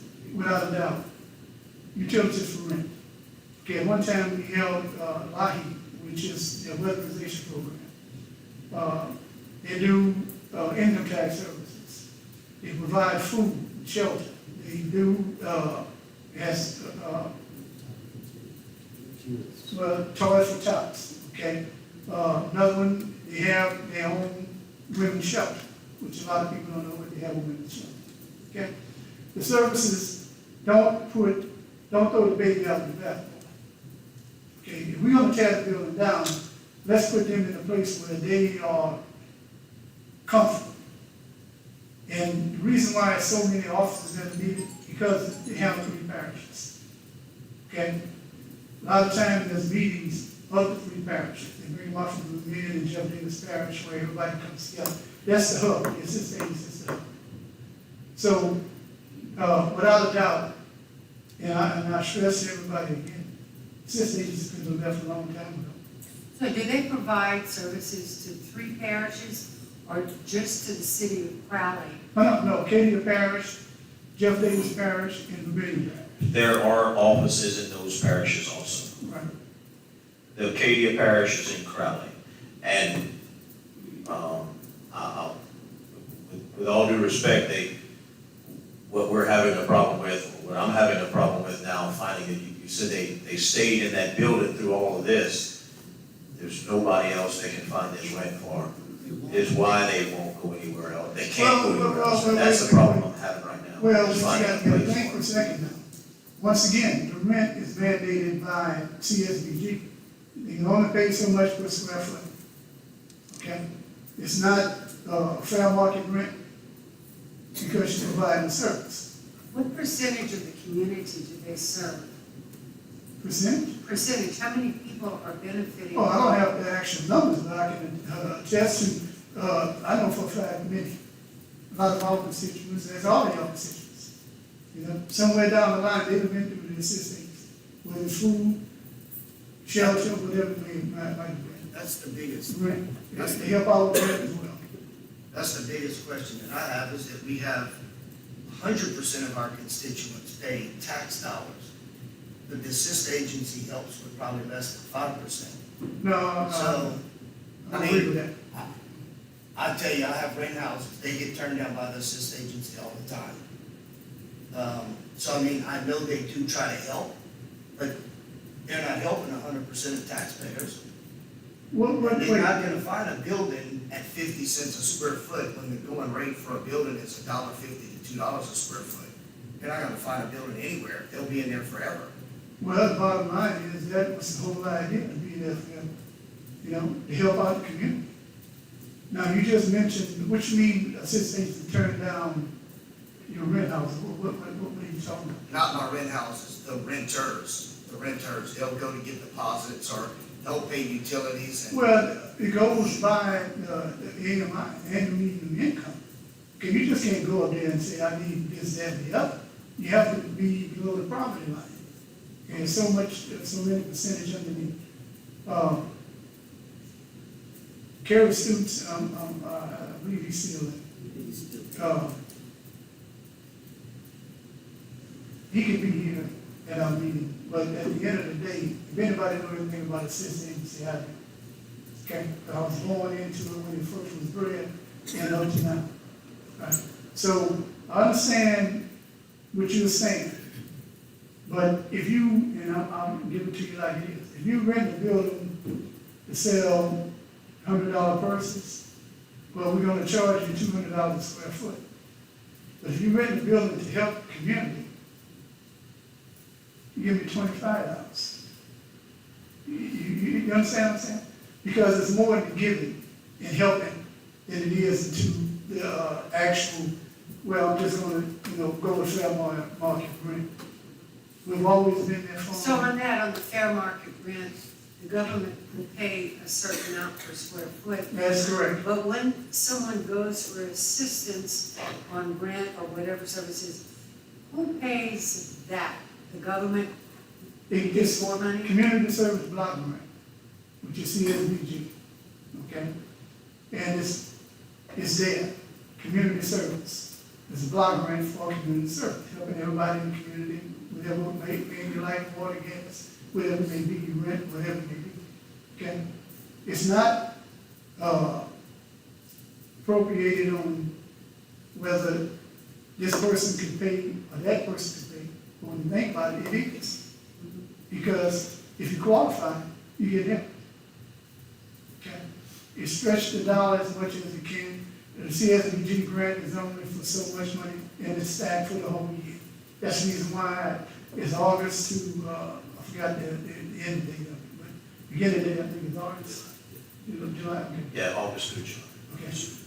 So, I just want to give a synopsis on what the assist agency does. Thank you very much. That was enlightening. Thanks. If you have any questions, I'll be glad to answer. Thank you. Is nothing else? I made a motion. You make the motion? There's a second? What second? Well, I It second. was, Yeah. I thought you did. Brad I said- thought- That was a. I thought we had a discussion. It might have expired, but. Any more discussion? And I do appreciate you telling us all about it. I knew basically what you said, but I didn't know all of what you said. Okay, all in favor? Opposed? No. And mine is not because I don't believe the assist agency helps. It's Yeah. just, I think we have to look out for all of the taxpayers, not the first. I promise you. Thank you, Mr. Judge. Back to you. Item number two. Your mic, On item number two, to authorize the use of the MAK Center waiving cleanup fee for the Homeland Security and Social Organization. And I think Ms. Motion carried, and I need a second before I ask. Okay. I second. Motion by me, second by Mr. Dick Lady. September the 13th or 16th, what day is it? Labor Day weekend. Labor Day weekend. Second or third? Or second and third, probably. Yes. Second and third Labor Day The weekend. Saturday and Sunday, right? Okay. Motion carried, and also moved. And call for a vote, roll call, or vote. I'll ask Mr. Wilridge, normally for waiving of cleanup fees and all, it takes a nonprofit organization to do that. I don't know that we have gotten that paperwork. So if we can get that paperwork of the nonprofit organization that's hosting it, basically. You got the mic, man. Shut up. Jeanette Shepherd. Good evening, Jeanette Shepherd. I'm here representing Homeland Civic and Social Organization. We've been in existence now for 25 years. We've held our annual Crowley Day Dance and Picnic. This will be our 21st year this year. And we started out under Mayor Della Cruz. And it was approved after the first appearance before the council. We would get with the mayor and the chief of police for what we needed. The council would help, the city of Crowley would help co-sponsor the event for the Sunday afternoon by giving us the grounds in the building, and the chief of police would help set up the guardrails. We usually have our picnic from 10 a.m. to 6 p.m. We try not to usher the people out, but I mean, the sooner the better, but usually it's from 10 a.m. to 6 p.m. on that Sunday afternoon. We make sure that there's no glass containers on the ground. We also do walkthroughs the ground. The grounds is for the families for the city of Crowley that we invite to come sit out and put their tents up and have a barbecue for their family. And we entertain our sister group, Homeland Crowley Days, the Crowley Day from Oakland, California and Houston, Texas. They come into the city for that particular weekend, Labor Day weekend. In Oakland, it's the July 4th, and in Houston, it's a Memorial Weekend, and we're here on Labor Day weekend. So we're asking the city to co-sponsor us again this year. Yeah, we co-sponsored last year. Yes. So that- Mhm. yes. Yes, all the other times, and for we are a nonprofit organization, and I don't know if you have a different secretary from the last mayor? Yes, Oh, ma'am. you do? Yes, ma'am. Okay, well, I'll get that information to you, That's because I fine. know Yes, the other one, we gave it to the mayor. and Yes, the ma'am. That's all that's all I need. Okay. Just to, again, put all that on file. And I'll tell you that last year I attended the Saturday evening with Mr. Martin and enjoyed the visits and the music and the entertainment that was there that evening. It was a good time. Good. Join us again this year. Thank you. That's it. Thank you, I If appreciate I it. may, this is one of the biggest economic development things at that time in the city, Labor Day. Hotels are full, people buying, so it brings in tax dollars to the city. It's not just a take, it's a give as well. Thank you, Jeanette. Thank you, Ms. Brown. Is there any other business to come before? Oh, yeah, we got to, you got to vote on it. I'm talking to myself. I do that a lot. Yeas, you got the same right? If everybody say yea. Nay, you got the same right? Yeas, you got the same. There being no further business coming before public buildings, we recess. Thank you, sir. When you flip to your next sheet, at the top, it says insurance and personnel. But then it also says public buildings committee, so. I made that. Insurance and personnel, Alderwoman Marks. Okay, at this time, I'd like to convene the Insurance and Personnel Committee. We do have a quorum. At this time, there are no reports, action items. Are there any discussions of anything? Are there any discussions for anything? Any discussions? I close the meeting. Thank you, ma'am. Let's see, community economic development, Alderwoman Chesson. Thank you so much. We'll call to order the Community and Economic Development Committee, and there is quorum present. The Tourism Director report. The first Red, Rice, and Blue 4th of July celebration was very successful. Mayor Chad Mosso, Fire Chief Luis Romero, Police Chief Troy Hebert, and Police Jury President Chance Henry all took turns in the dunk tank to help raise money for the Crowley Animal Shelter.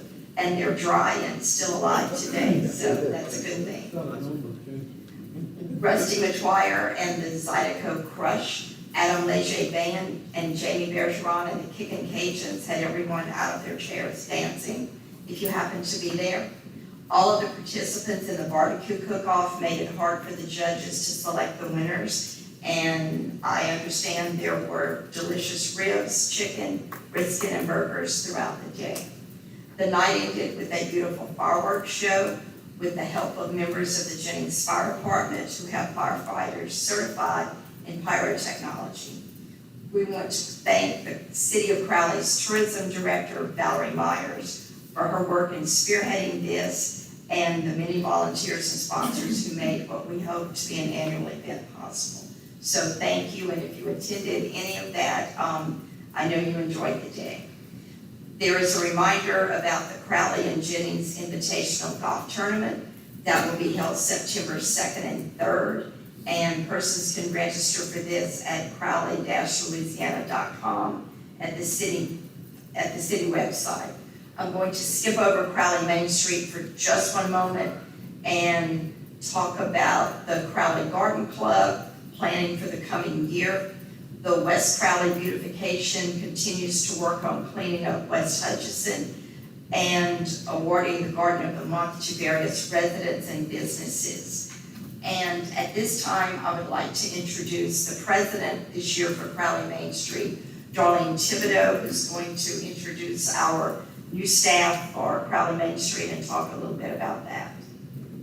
And thank you guys for your patience in sitting here with us this afternoon. You're welcome. Each month is the first Wednesday of the month to come back to all of our committee meetings, and then next week will be council, so y'all come back each and every month. Okay, I'm Darlene Thibodeau. I am the president of Crowley Main Street. And this is our new director, Amber Thibodeau, and our assistant director, Hank Capel. And they just started today, so we're hoping to get them to hit the ground running and take off with everything. The first thing that we will be working on is Kids Day. We have all the events set for our year, and we're inviting and asking the City of Crowley to please co-sponsor these events with us. We already had our art and wine stroll in May. We're considering maybe doing a cigar and vodka, kind of like art and wine stroll for the guys. Well, bourbon too, something else for the guys, because we always have wine strolling and mostly women. So we have our Kids Day, which is coming up September the 23rd. We're in the planning stage of that. This is a free event for every child in the City of Crowley. We have fun jumps, we're gonna have a toddler zone, we're gonna have a gaming trailer, everything. Trackless train, we just have so much things to remember. We also have a History Alive, which is gonna be September the 22nd and 23rd, and October 13th and 14th, which will be our ghost tour. Also the Taste of Crowley, which brings in all of the restaurants that want to participate, and it's free food. You buy a ticket and everybody comes in, it's awesome. That's our major fundraiser. That's gonna be November the 9th, 2023. And we also put in a Small Business Saturday, which is November the 25th. And then our Christmas in Crowley, which is December the 9th, where we get people to come out and sing Christmas carols, and just people can go around and shop, all free events. So I would ask that y'all please co-sponsor with us, and we would really appreciate all of y'all help. Thank y'all, and we could use sponsors, so if any of you business owners want to sponsor, we appreciate that for any of these events. Thank you so much.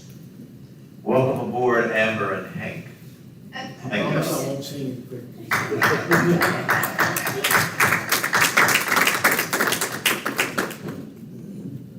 We're very glad to have you both. Thank you so much.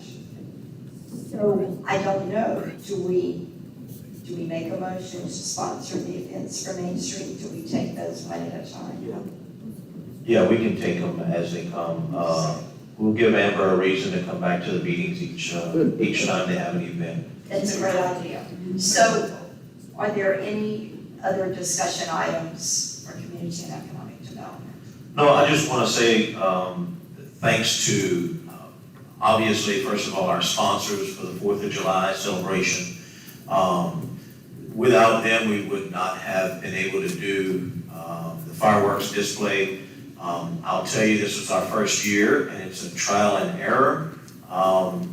We made some errors, and we tried out some other things. The viewing of the fireworks was enjoyed by everyone, but some were not able to see it as they thought they would be able to. I'll tell you, a big problem with it is space. The largest we could do in that space was a 4-inch cannon, or whatever you want to call it. They had some 3 inches and 4 inches, and those were the ones that you would see go up higher. The cakes, I think they called it, were the ones that kind of went up probably about the level of the trees. And so we used to do it many years ago when it was July 5th. It was done at the recreation department, the ball fields. And Peter's going, but I don't think he would be an advocate of doing it there anymore. With the turf fields and fire, I don't think they go along with each other too well. So I tried that spot out this year. The Shetler family allowed us to use their property to do so. If you were in the field along the interstate at the Rice Arena, it was a good show.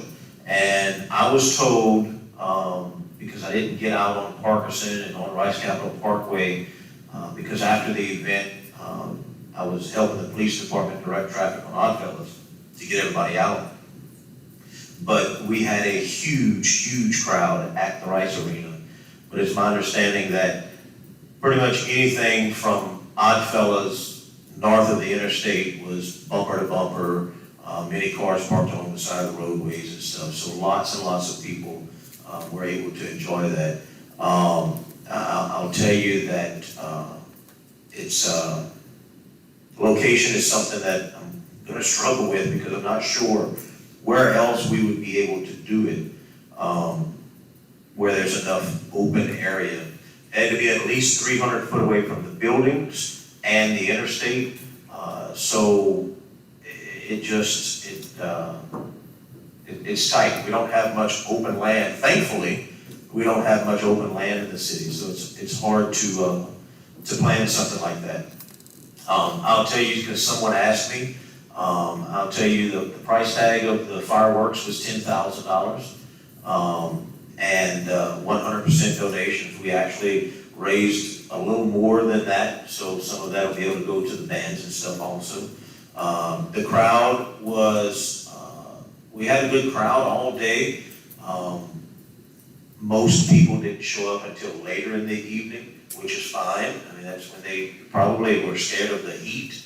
But it was hot, but it was a great day, and I cannot thank our sponsors enough. But I truly want to thank the citizens for showing up and giving it a shot and being part of it. I was asked numerous times, well, why don't you charge $5 at the gate? You could pay for all of that. Do a bigger fireworks display. I said, well, that's not like Main Street does all of their events. That's not what when I had my business, I never charged a cover at the door. We need to give our people something to do here in our city. For many years, they've been going to Jennings or Rain or other cities, neighboring cities, to enjoy these things. And I think it's important we keep our people here. But not only that, but also bring some of those people from those other cities over here. So, and we had lots of visitors. So for the most part, it was really good feedback. And the city employees that have helped make it happen were great also. So thanks to everyone, really. We appreciate it. It was a huge risk jumping out there and doing it. And what we know is that it will just get better as we go. And I know you were there all day working, and we appreciate that very much. I'm ready to go home tonight and go to I am sure. The cool thing, if if you were there for the fireworks, we were still at the, at the police jury facility, the multipurpose facility, toward the end, and Hank was there with us, the big row of 18-wheelers that passed by blowing their horn whenever it was sort of the finale. Yes, and many of them even stopped on the side of the interstate. Yeah, that, But the Dunkin' booth was probably one of the best parts because that's when I got to cool off. Troy got in there and he got a few balls thrown at him. He falls in the water. He looks back. He says, "How many times have I got to fall in here?" I said, "Oh, it's happened a couple hundred already for me. So get back on there and let's go." I'm just wondering if the chiropractor's going to be really busy in the next couple of days. If there's no other discussion, we're going to recess the committee. Let me acknowledge, I want to acknowledge the sponsors publicly. Let me pull them up real quick. Supreme Rice was our title sponsor.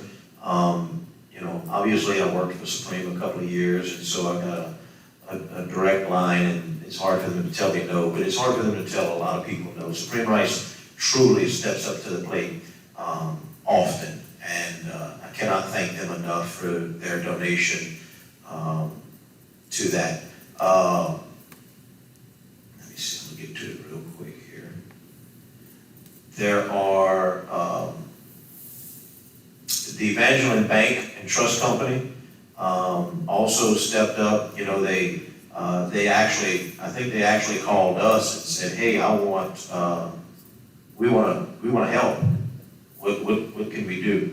So the Evangeline Bank and Trust Company, I want to thank them. Chet McCorley Motors donated, not only monetarily, but they also allowed us to use their property north of the interstate to set off the fireworks. Landmark of Rain, which, I've said this for many, many years, Rain takes over half the parish.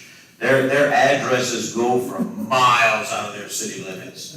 But Landmark of Rain is actually the old Camelot between Crowley and Rain on 90 there. Closer to Crowley than Rain, but we'll give them that name. Blaine Falk for Clerk of Court. John Schroeder, our Louisiana Treasurer, and of course Laura Fall for Clerk of Court also donated. So thanks to them. And the police jury. The police jury allowed us the use of their facility out there, which really made it possible, because there's no way these people would have been out in this sun. I'd have died long before last night, but it wouldn't have been possible without their facility. So thanks to the police jury also. And I was pleasantly surprised how much cooler inside the building. It wasn't anticipated. It's been really set up for the air movement. Yes. Fan. Yes. So that was quite beneficial. Mayor, can I ask if you have any figures for the donations for the animal control, or was that just you and Chief getting dumped in the tank? No, it was anyone who went in there. I don't have those figures yet. I'll have to ask Valerie. They don't let me have the money. I only have an 8-pen to sign checks. I don't have the money with me. I can ask that, and I can have that for next week. Okay, they'll be very happy. Yes, ma'am. So at this point, we will close the committee. Thank you. Thank you, ma'am.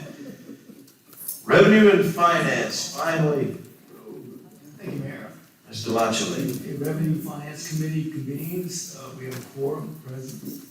We have no reports, no action items, and no discussion items. We do have somebody for a comment. Yes, Chris Hughes. Can you give us an update on the county, its latest budget for next year? I can absolutely do that. If you give me a second to get to that email.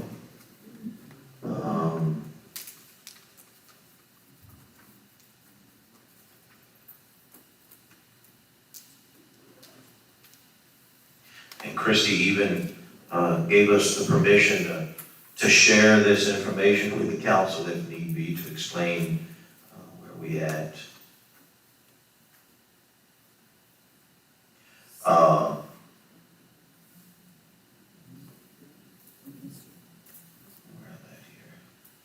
So I asked Christie about,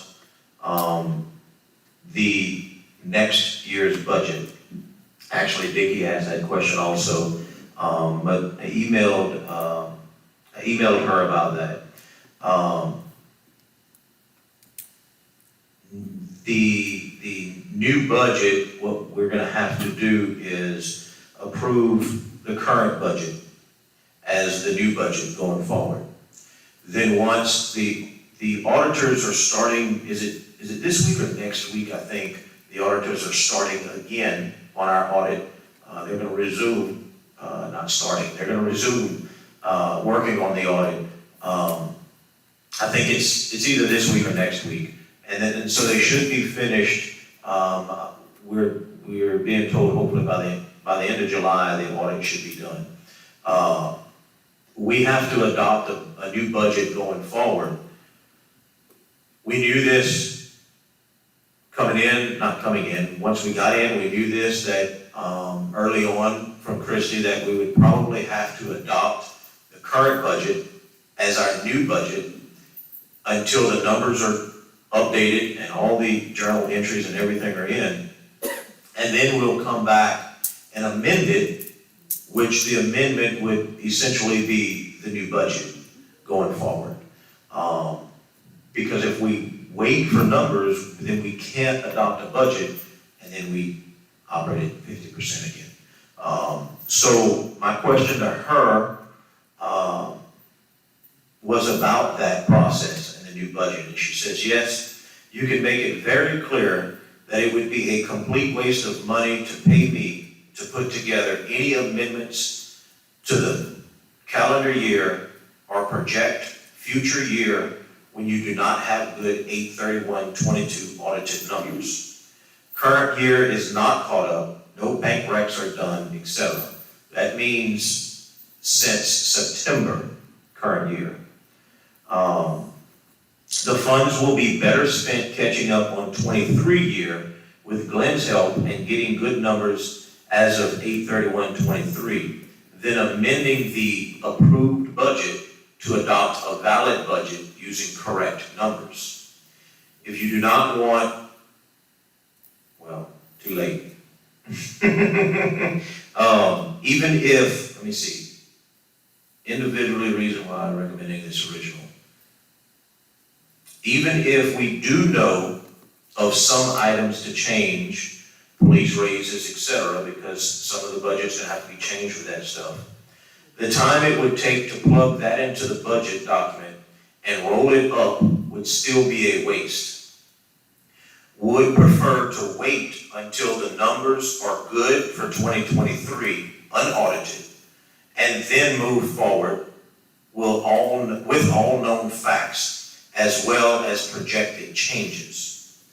You can also forward this email to the council if you think that will assist in the process. If you need me to attend finance committee meeting, I told her there was no sense in us paying her to come to the finance committee to explain what I could read in this email. She would be happy to come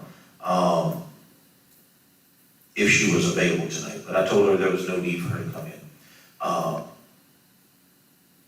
Again, it's a lot of record keeping that just wasn't up to date. Not that the records aren't there, but it wasn't up to date. Bank records were not reconciled for a year on many of those accounts. And the auditors, that was first priority, was to get them the information they needed and reconcile accounts up to that point, up to September of last year, so that they could get the audit done. And then we would move forward with the current year. Chris, I wish I had a better answer for you. As a date, a hard deadline, because I want it. And Dickie and I talk every once in a while, and it's like, we need to have some real numbers here. And I'll tell you that they're working on it. And it's not something that's been taken lightly. But it is a lot of information, and a lot of record keeping that has to be caught up on. And of course, course, like I said, updating last year's journal entries and all of the information so that the auditors can finish their process is what was priority to get that done and then move forward.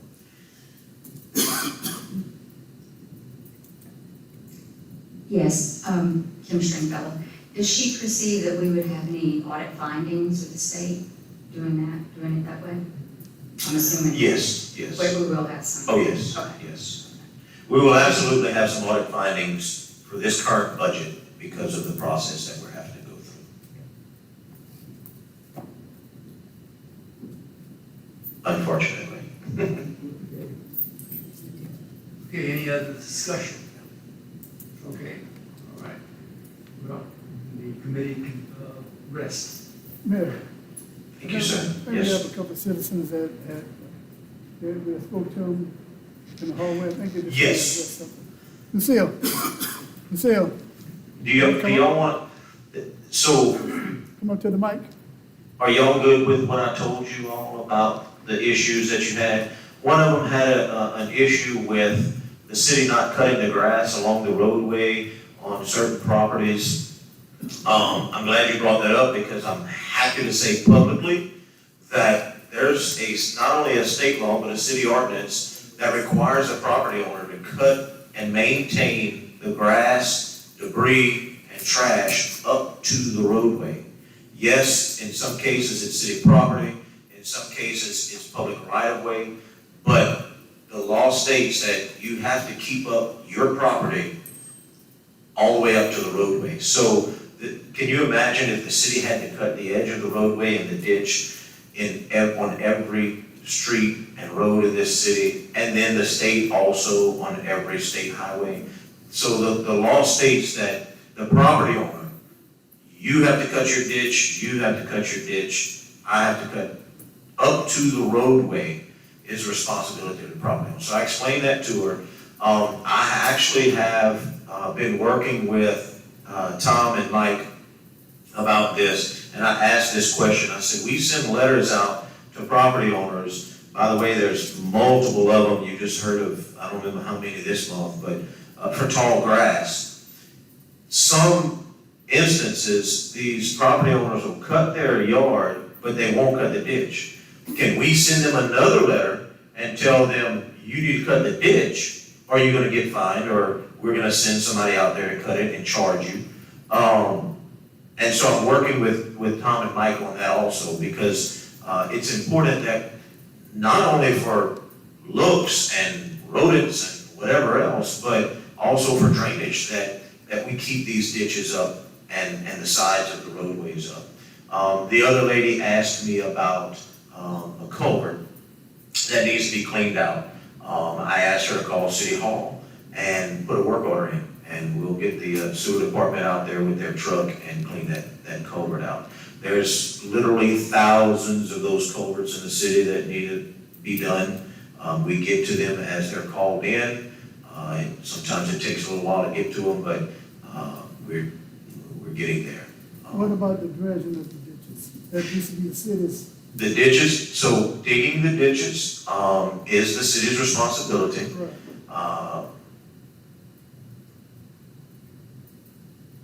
Manpower and time to get them to do that. I have, so in the street department, we have 4 full-time employees and 2 part-time employees that are responsible for cutting grass in all 9 parks in the city, medians throughout the city, digging ditches, cutting trees, cleaning out culverts, different repairs throughout the catch basins, things like that. It's tough to get to a lot of that stuff in real quick. But yes, digging ditches is a responsibility of the city. And they were actually digging some today that someone called probably a couple months ago about, and they finally got to them today. So I would ask that you put a work order in for that. I've been trying to facilitate as many text messages and Facebook messages and phone calls that I can.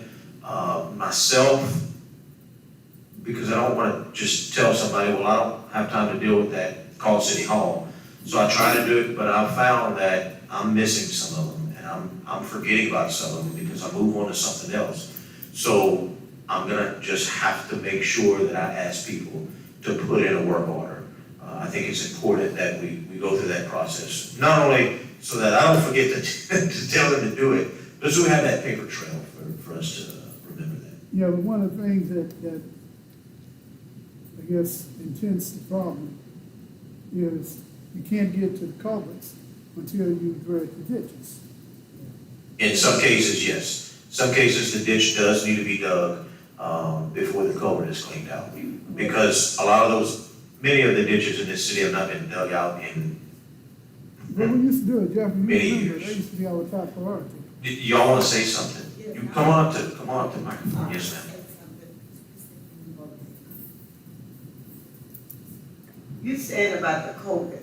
Okay, them covers haven't been cleaned out for years. I have, Okay, it's paper in it, it's stuff, I do my yard every day, I'm out there. yes, ma'am. Even where the hole at, you can see all under there. It needs to be cleaned out, because when it rains, it floods the street, okay? Yes, ma'am. This needs to be taken care of. And I wanna know who I need to go to, what floor I need to go to, and what office I need to go to, because I'm gonna be on top of it. All you gotta do is make a phone call to City Hall if you wanna walk They into don't the. answer the phone, and when they answer, they passing you on to this one, to that one, and they don't know. I wanna face who I talk to. I wanna talk to someone, and we face each other. I don't want you just to tell me you're gonna do it, they don't do it. What I would like for you to do is make that phone call for me, okay? Make that phone call, and in the event what you just said happens, Yes. I'm gonna give you my personal cell phone number when we get out of here. And I want you to call me directly, because I promise you, we're gonna fix that. All right. That upsets me more than you can imagine, that anybody at City Hall would ever turn you down on any assistance. We're gonna have issues with It's that. not turning me down, it's just that you're passing the buck to someone else. No, ma'am. Now, the lady that answers the phone don't always handle every issue. She's gotta transfer you to someone else that may handle certain issues. But if you gotta put a work order in for a culvert that needs to be cleaned, not this week or next week because Mackenzie's on vacation. Mackenzie's usually the one that answers the phone at the front desk at City Hall. And she's also the one that can put in that work order. And if you get passed around and you don't get what you need, an answer for what you need, then we're gonna have a meeting in that building. I promise you that. And you have to have a meeting with me. I just moved back here after 48 years, and I should have changed some things around here I don't like. And I'm making sure I will be coming to the council meeting, Please do. okay? And you're welcome to set up a meeting with you. Ms. Tessa is my assistant, and you call City Hall and you ask to speak to Tessa. And she will be happy to set a date for us to meet. I would love for you to come meet with me and meet with me in City Hall. I would love for that. Yes, ma'am. May I ask, ma'am, who is your alder person? Your alder woman or your? Yes, Steph. We tell them to do what we were told to do, and that is call and put in the work order. Work order, yes. I mean, that's all we can do. This body can't go there and. Can you? So the work order was put in Mackenzie? Well, you gotta talk to her. We let them know whenever something needs to be done. And it's been done that way for years and years. We are a legislative body. The mayor is the administrator of City Hall, okay? We have, and I mean, it is what it is with the problem that we've been having with I ain't gonna call his name, but you know what I'm telling about, okay? Ma'am, what's your name? Well, hold on a minute, let me clear this up, okay? You're not for sure hands, but if you've been on this council, you call in something at City Hall and it doesn't get done, we done done our job, okay? We can't go to that person and say, hey man, this person called, we need you to do such and such. It's the mayor's job. And I'd say you're not doing your job, okay? Because what you just said right there, I appreciate that. Because many times, tell them to call me back. We don't get a call back. Okay? So first thing you think, the job is being done. Okay? You pass around, it hadn't been done, call it there again. Well, we hadn't got to the work order yet. Okay? Our job as a legislative body is to make sure that our constituents are taken care of. But we are not administrative. Okay? We can't. And I understand that, I've put in work orders and followed up and have met the same thing. There was maybe an issue that it didn't get taken care of immediately. We had to go back and take a look. That ain't gonna happen. It will not. I'm gonna tell you right here in front of God and everybody, many of those things will not be taken care of immediately. It ain't gonna happen. There's not enough employees there to do that. However, we will make it happen eventually. And sometimes, some things takes longer than we want it to take. I know a lot of things since January 1st has taken longer than I want it to take. But it's just the process and what has to happen. I want to talk to you after this meeting because I'm curious if you have called in and tried to put a work order or had issues in the last 6 months. I can't account for anything before that.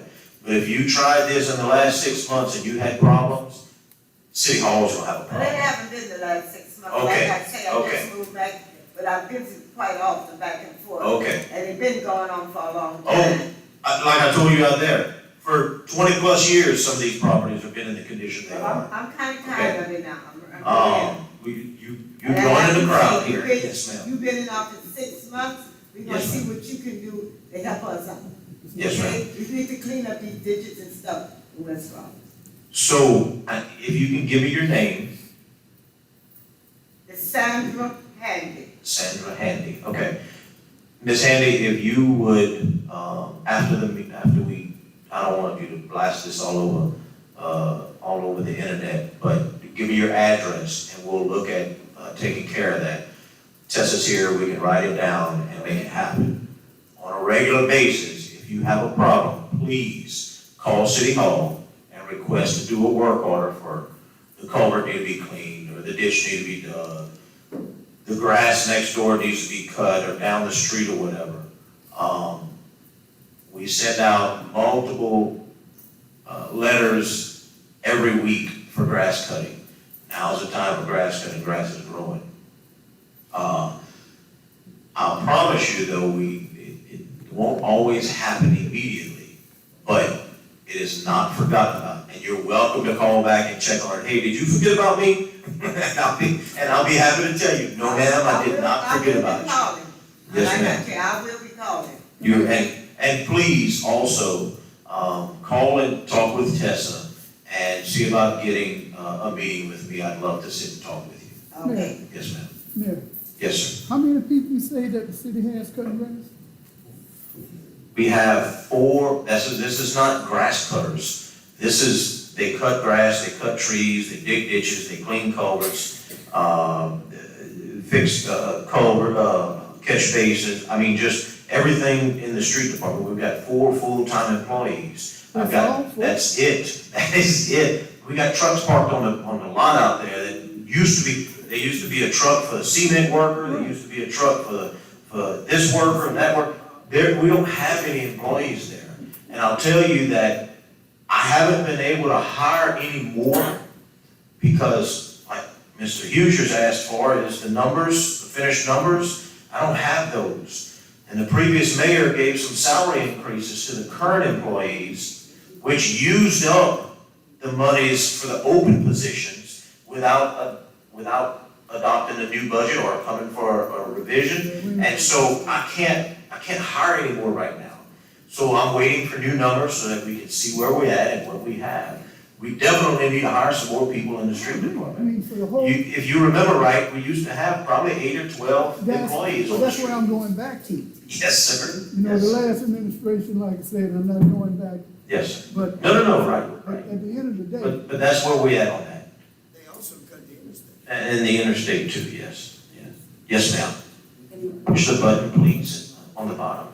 Good evening. Thank you. I just have 3 things to say, and I want to make it this short and quick. I am very saddened about, we're talking about enhancing West Crowley. Yes, I'm a senior citizen, I know I don't look it, but I go down the road cleaning ditches. It's none of you guys' problem, but it's so sad for me to see how there's some properties that has, no one lived there, they're falling down, and they're saying somebody owned that. I bet they live in lodge somewhere, but I gotta wake up in the morning and see that, 10 storm can come, and, well, anyway, I'm gonna make another one. The road on, coming from the, Martin Luther King Center, there's no speed limit. I feel like it's like Highway 90, Interstate 10. I mean, they go flying, and some of the police pass, behind them. Is there, I know you don't have a lot of policemen either to watch speed, but they really need a sign, a speed limit sign. Something to kind of put people in fear, I mean, I don't have no little kids, but if I did, I would not be living there. Let me ask you, you just said leaving the Martin Luther King Center. What road are you talking That about? road, Hutchinson? Marcel Thomas. Going towards Westwood. Oh, yeah. From Hutchinson to what, I mean, all day, all night, worse than Interstate 10. Well, we I had, know we had y'all, put I a know we break. can't watch that all day. but- Yeah, we had put the three-way break right there. And that's the only road that, really, that they're gonna meet into, coming into it. I But the think speed- that's all I had, like I say, and you answer my questions outside. Yes, ma'am. I But just they hope is speed limit sign. some things be done about it. Yes, ma'am. So a couple of things. One, about the litter. That's a big issue we have. Litter is a big issue. There's an ordinance that requires a litter abatement committee be appointed by the mayor. And I'm actually working on that right now. I've gotten some names from the Chamber of Commerce, which is required by ordinance, and I'm waiting for a response from the Garden Club for some names, which is required by ordinance. And I have a couple of other people in mind to appoint to that also. As soon as I can get that committee appointed, my hopes are that we can get some really aggressive individuals in our city who want to come up with programs and things of that sort to help fight the litter issues. I'll tell you about the buildings that are run down and houses that are falling down. It's a real problem, and it's throughout the city. I'll tell you that I hear it at least weekly. There is a list of 100 properties that we're working on. I'm going to have a special council meeting at some point, once I get enough of these properties turned into me.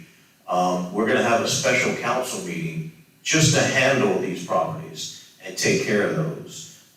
Some of these properties have been falling down probably since I was a kid, and no one's done nothing with them. It's a real problem, it's a real issue with the neighborhoods who have to deal with them. You're not alone, I promise you. And I promise you we're working on it. I promise you we're working on it. Again, I keep saying it and it sounds terrible, but I've only been here 6 months. These people have only had 6 months to work together with each other. We're gonna make it happen, I promise you that. Thank you. Thank you for coming. Yeah, Make a motion to adjourn. oh, this, Yes, we've adjourned. This is really just conversation at this point. okay, I don't know if it's, I know Generate has it. What's that? It's a grant that's out there right now. So Yes, that's we're what we looking at that also. Yes, sir. Okay, I mean, that's what it's for. Yes, I think Jennings, maybe Abbeville and Jennings as well. It's about that $500,000 grant that they have. We need to look into that. yeah. You know, I know we had 100. It's some LCDBG money. Right. We're looking at. So Thank you all. That's all you have, no 4 feet